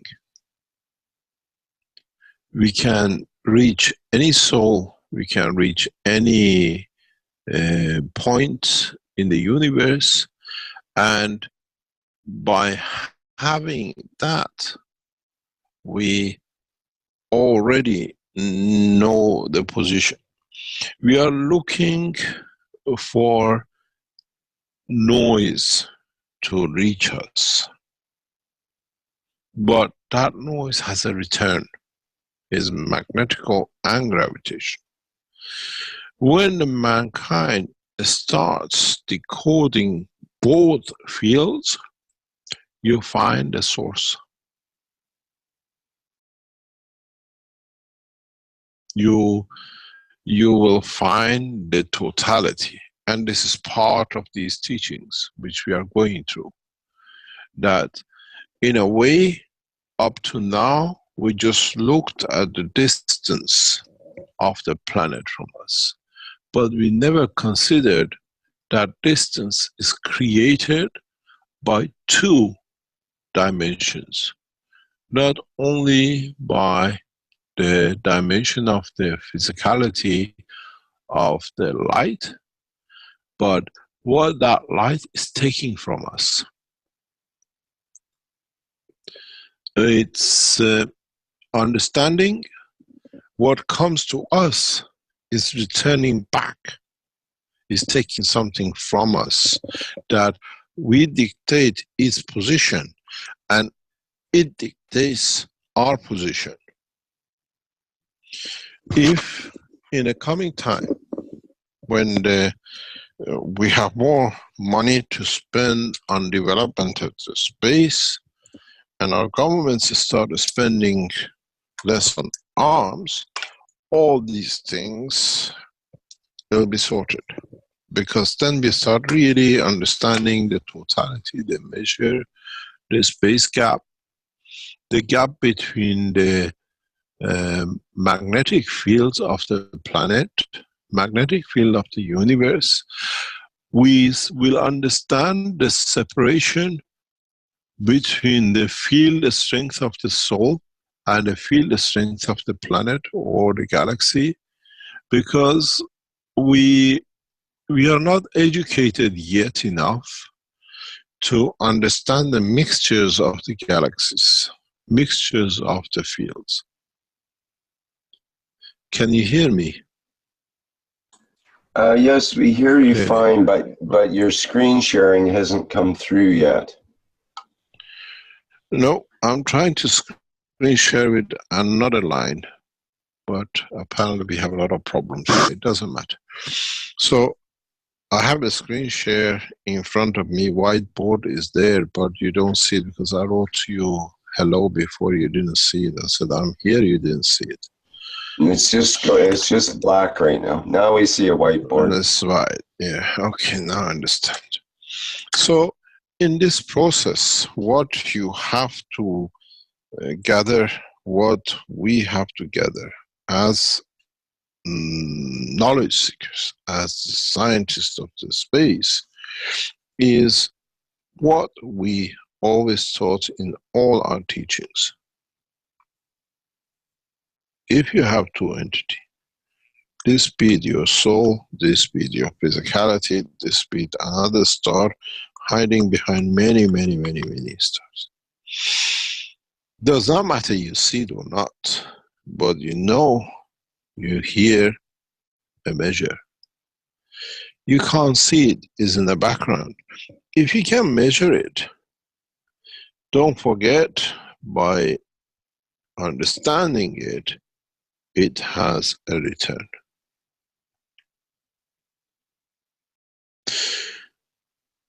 The difference between these two and man detecting the return, he can fly back on this magnetic field.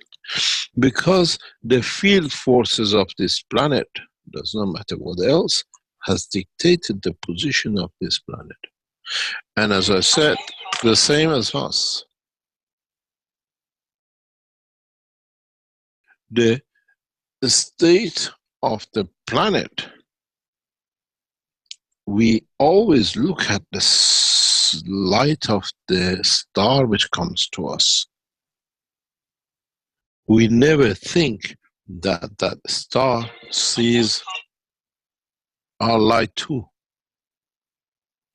That star, as much as we see its light, it sees our light.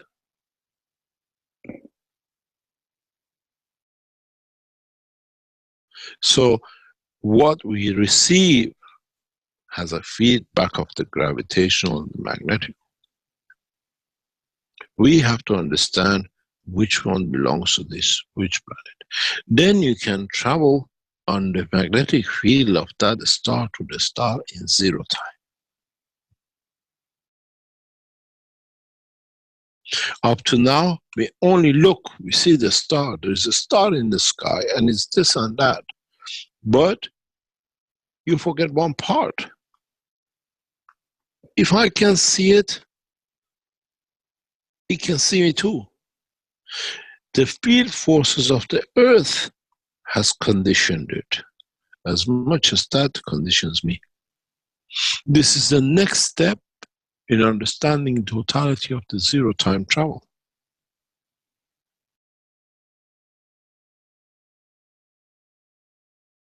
Can you hear me?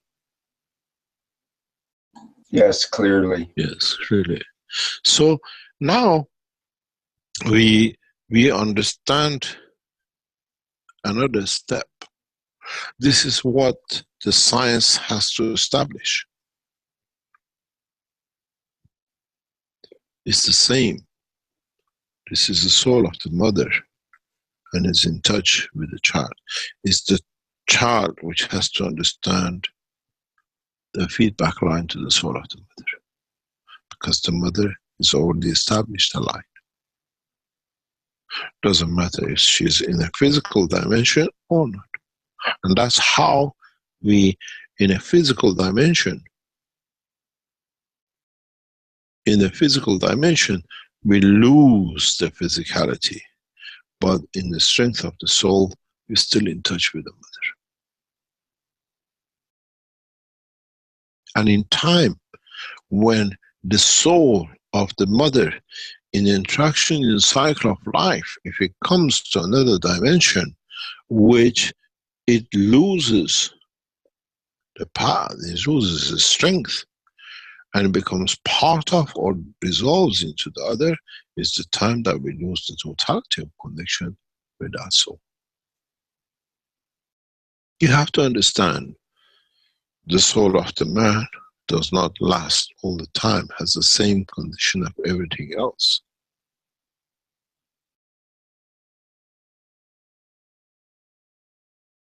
It gives and it takes energy. But by the order and the way it works, it lasts longer, slightly, maybe by a few thousand years, by a few years, a few million years, longer to be collectively together. We are nothing but conversion of energies of the universe. And nothing lasts except the soul of the Creator, which is the creator of the world.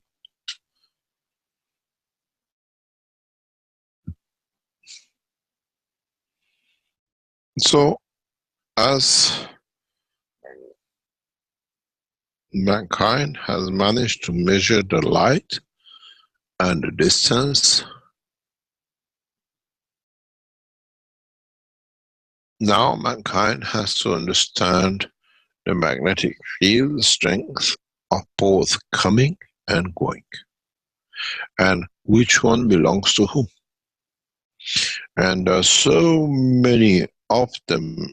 You have, as I said in teaching many times, there are as many we are keeping apart from us as they are coming to us.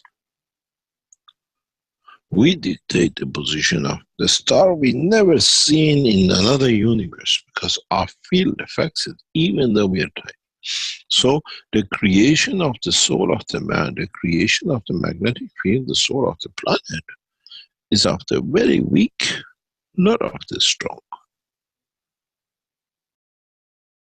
I was explaining this to knowledge seekers very past couple of days.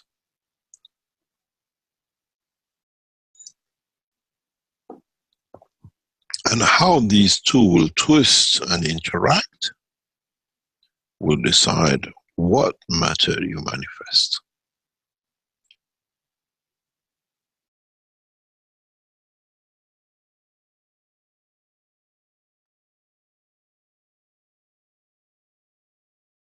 I hope we made it clear.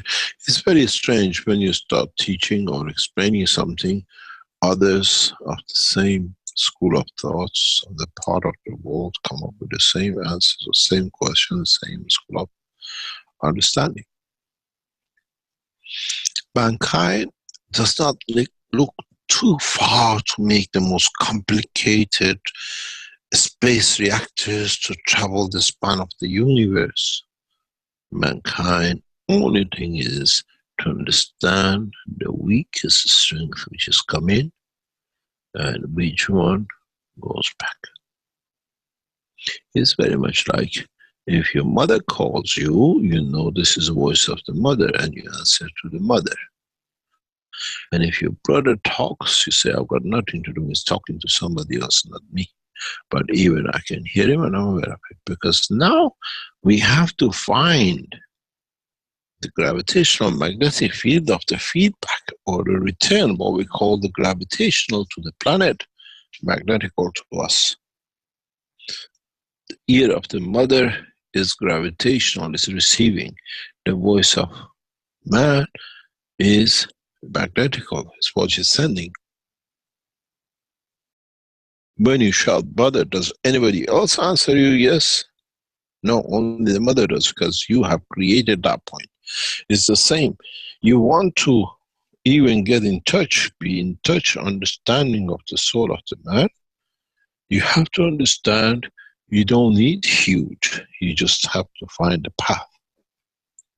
The energy for transfer is already there. This is why very, very small reactors can carry millions of tons, because you don't do anything, you just get on the wind.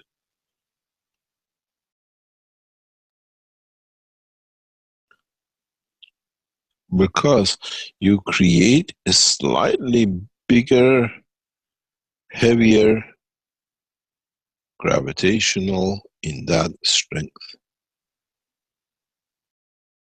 and magnetical in return, in respect to the planet. So what does it do? It brings you to find balance point.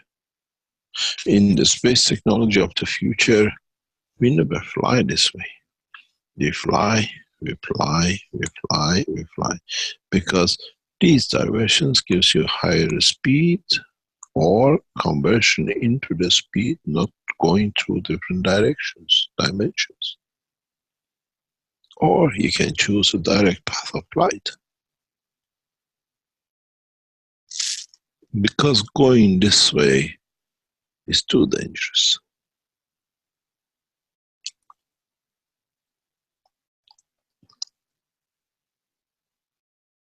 The new space technology, if you understand, is very simple.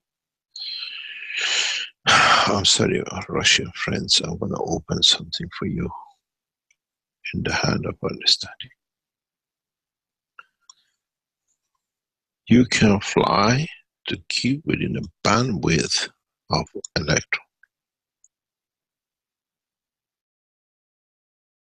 Two ways. You can keep on changing your magnetical gravitational respect, or use on Earth, you pick the moon. You fly past moon, you change the gravitational magnetic field of the Earth. By throwing yourself back and forth, you keep a constant flow at high speed. There are many ways to fly in space.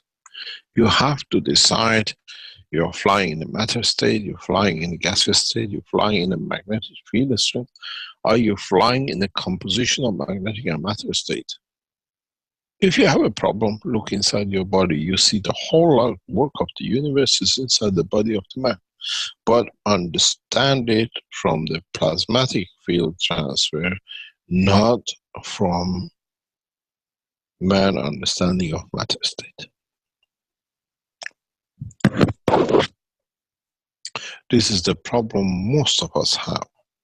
We mix things up and then it causes problem for us in the long run.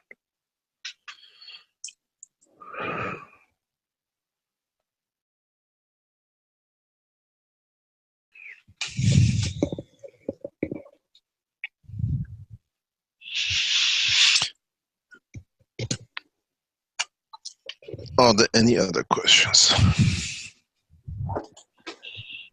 Well, I'd just like to comment, and I see that Doug's put a comment that's similar, that at one point there, you, in your diagram, you reminded me of when I was a child and I had a flashlight and I'd be looking up at the sky at night and flicking the flashlight on and off with the thought that I was communicating somehow with those who are in space. And now I'm thinking, perhaps maybe you did. Maybe I really did, yes. Because if you are connecting, then you've already connected. And whether that light ray from the actual flashlight actually gets there or not is irrelevant, because the connection was essentially already made. So... Go ahead. No, go ahead. No, but I thought if you think of it, what I said, how many aliens did you attract into your torch? Well, this is it, and that shows up later in my life, and you know, now this is what we're talking about, and it's very interesting to see the progression. As Doug says, as a children, we used to lie down on the back lawn and look into deep space at the visible stars and wonder. We ask the question, are there some kids looking back and asking the same question? Most probably, yes. But most probably they read the Bible, or what we call, they heard the message of the soul than the physicality of the body of the man. Yes, and they may have had several heads and many arms or whatever, but Yeah, they would be still a child. Mm-hmm. How many times have you stood in front of us? Says, I'm here, can you see me? It's just we had it now. I'm trying to write to you and everything. I can hear your voice, but you cannot see me or hear me. It's a one-way traffic. Today we have a presentation from Jim from Australia in regarding the agriculture. The paper is getting published in the journal of this month, and it's fantastic. It's part of the work we've seen from Jim before, and part of the work we have to develop and to do to understand more about agriculture and everything else. Before we do this, I said this before, now we're coming to the point of it, we have to put structure to it, is that the foundation, in conjunction with the Chinese partners, which are the financiers, we are setting up what we call research center of excellence for scientists from China and around the world. We are looking, we will invite, somebody's microphone is open, we will invite a number of eminent scientists to come to this point of working with us. We are looking not huge numbers, we have to, we hopefully have to sort out the things, the budgets of it out now. But we are looking to bring Keshe Foundation plasma scientists into this world. And it's something we try to sort out in the next few days. It's part of our joint collaboration with our Chinese partners. And that is, we are looking for scientists, Keshe Foundation scientists, to work hand in hand next to the world scientists, Chinese and non-Chinese. And then, most probably, after working close here in China, you go back and we carry on with the same work through other Keshe Foundation developments. And we take the step further. This is in construction, we're getting it more or less putting it through. A number of, and I say, just because you made ganses does not make you a Keshe Foundation scientist. We have many people who make ganses. If you have developed, you understand, we try to bring the world scientists together, not the elite scientists, those scientists who have understood and can work within the structure of the new plasma technology. We would like to bring you into China. The budget is allocated, but it's going to get allocated, and what we need, we structure. And I'm looking for scientists who can work with me. We are not making the mistakes of the past, as we allowed some people get close to us, but you work within the structure of the scientific world, international scientific world, with eminent scientists in direction of the plasma technology and development of new sciences and technologies. People who can go step further, people who can expand the knowledge, and they can work in the dimension of the plasma and not in the dimension of the matter state. We are looking into hundreds of scientists. We're not looking in one or two. China has become the center of excellence for space technology, and we are putting the things together hopefully in the next few days. And we want to know, we like to know those Keshe Foundation scientists who understand and can bring a new dimension.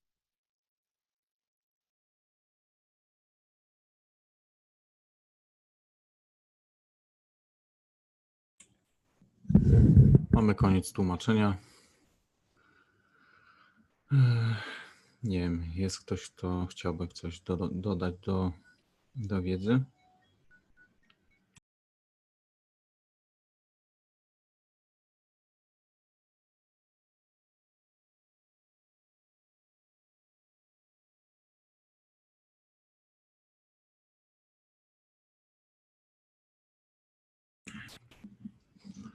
No powiem, że wykład był bardzo ciekawy. I myślę, że będziemy musieli go chyba wielokrotnie obejrzeć, żeby pojąć i zrozumieć chociaż po części to wszystko, co tu jest powiedziane. No nic, tak więc zakończymy na dzisiaj. To były 267 warsztaty poszukiwaczy wiedzy w języku polskim z niedzieli 16 czerwca 2019 roku. Tak więc zapraszam na kolejne. Dziękuję za przetłumaczenie tego tekstu. Dziękuję za nauki panu Keszemu. Tak więc dziękuję, dobrej nocy i do usłyszenia.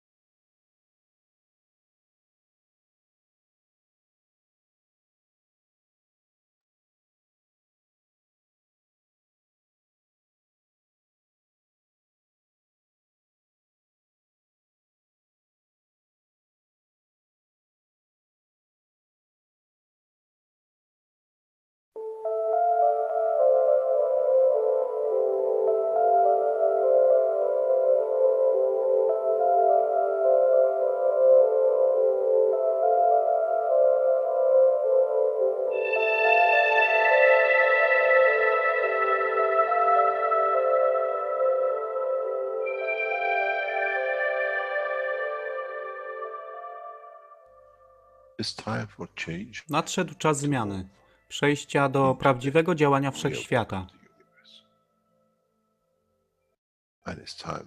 I nadszedł czas, aby zrozumieć, że używamy stanu materii, by osiągnąć poziom zrozumienia duszy człowieka.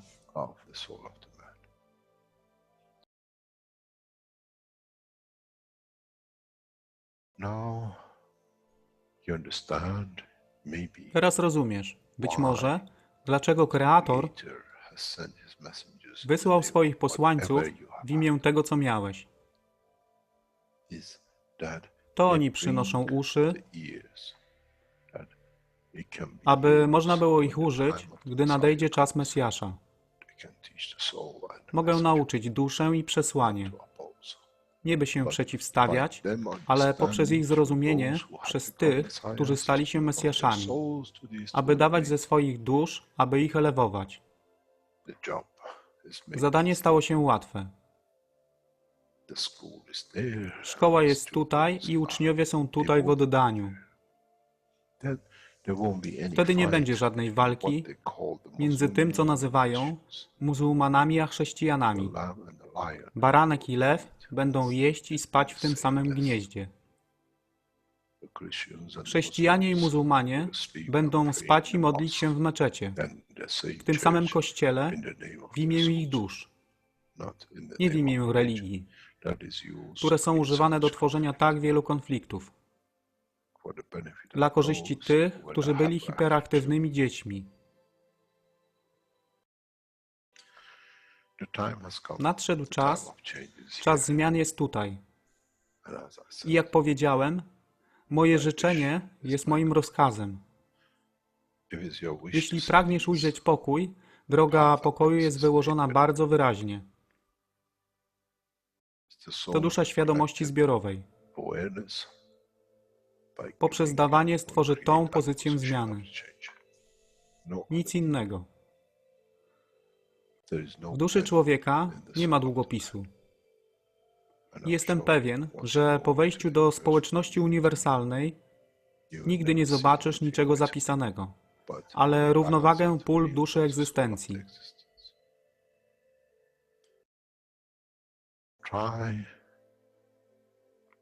Staraj się być na tyle pokornym, aby nie stać się aroganckim w mocy, którą zrozumiałeś i posiadłeś.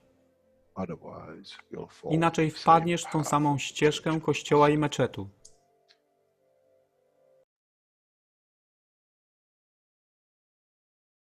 To jest to, co obiecaliśmy i to właśnie dostarczyliśmy.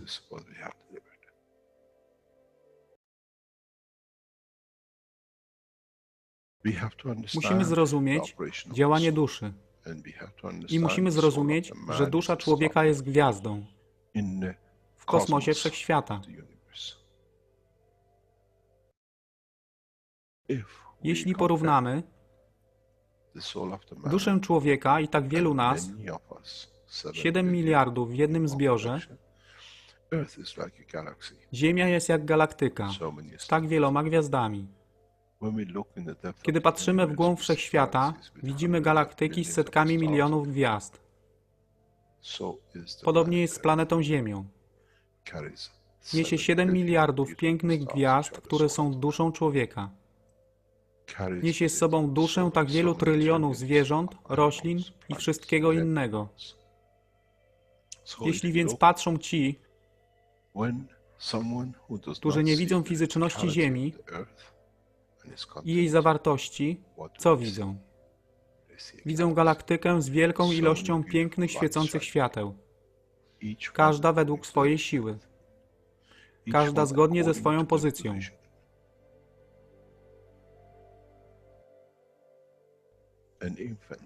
Niemowlę ma piękną duszę, podobnie jak staruszek. Dla tych niefizycznych, którzy nie widzą fizycznego wymiaru tej planety, ale widzą siłę pola, jesteśmy gromadami gwiazd. Ludzka rasa, każda pojedyncza dusza, nikt z daleka nie widzi. To jest dusza rybaka, to jest dusza kosmologa, to jest dusza prezydenta. Wszystkie świecą bez względu na fizyczność. To jest magia. Oto, co nowa nauka musi przynieść człowiekowi. Kiedy patrzymy przez naszą duszę, widzimy tylko gwiazdy w innych duszach. I to jest przełom. To jest zrozumienie. Na tym właśnie polegają te wszystkie nauki. Dojście do dojrzałości następnego poziomu, aby zrozumieć daleki kosmos. Wszechświat jest ostrygą dla tych dusz, które służą.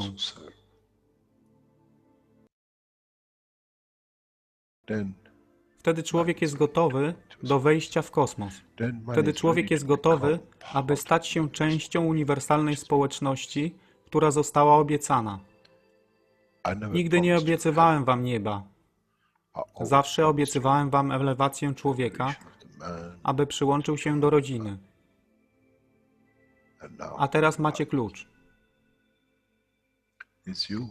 To wy musicie otworzyć drzwi, aby zrozumieć, że mogę elewować duszę tych ludzi lub milionów innych dusz, że fizyczne życie na tej planecie zmieni się. Wtedy jestem godny bycia częścią społeczności uniwersalnej, by być, aby służyć, aby się rozwijać, by być tam, aby być częścią, że w cyklu życia wszechświata staje się w byciu częścią, staje się częścią totalności.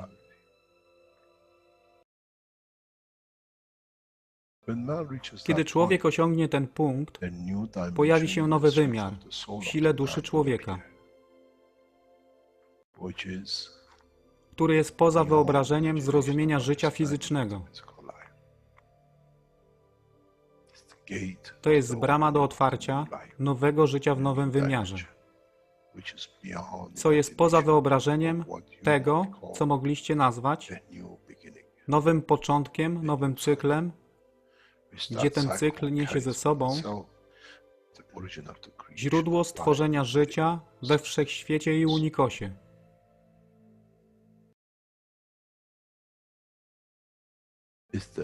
To jest elewacja duszy, aby służyć. Stała się kluczem. Nie tron życia fizycznego.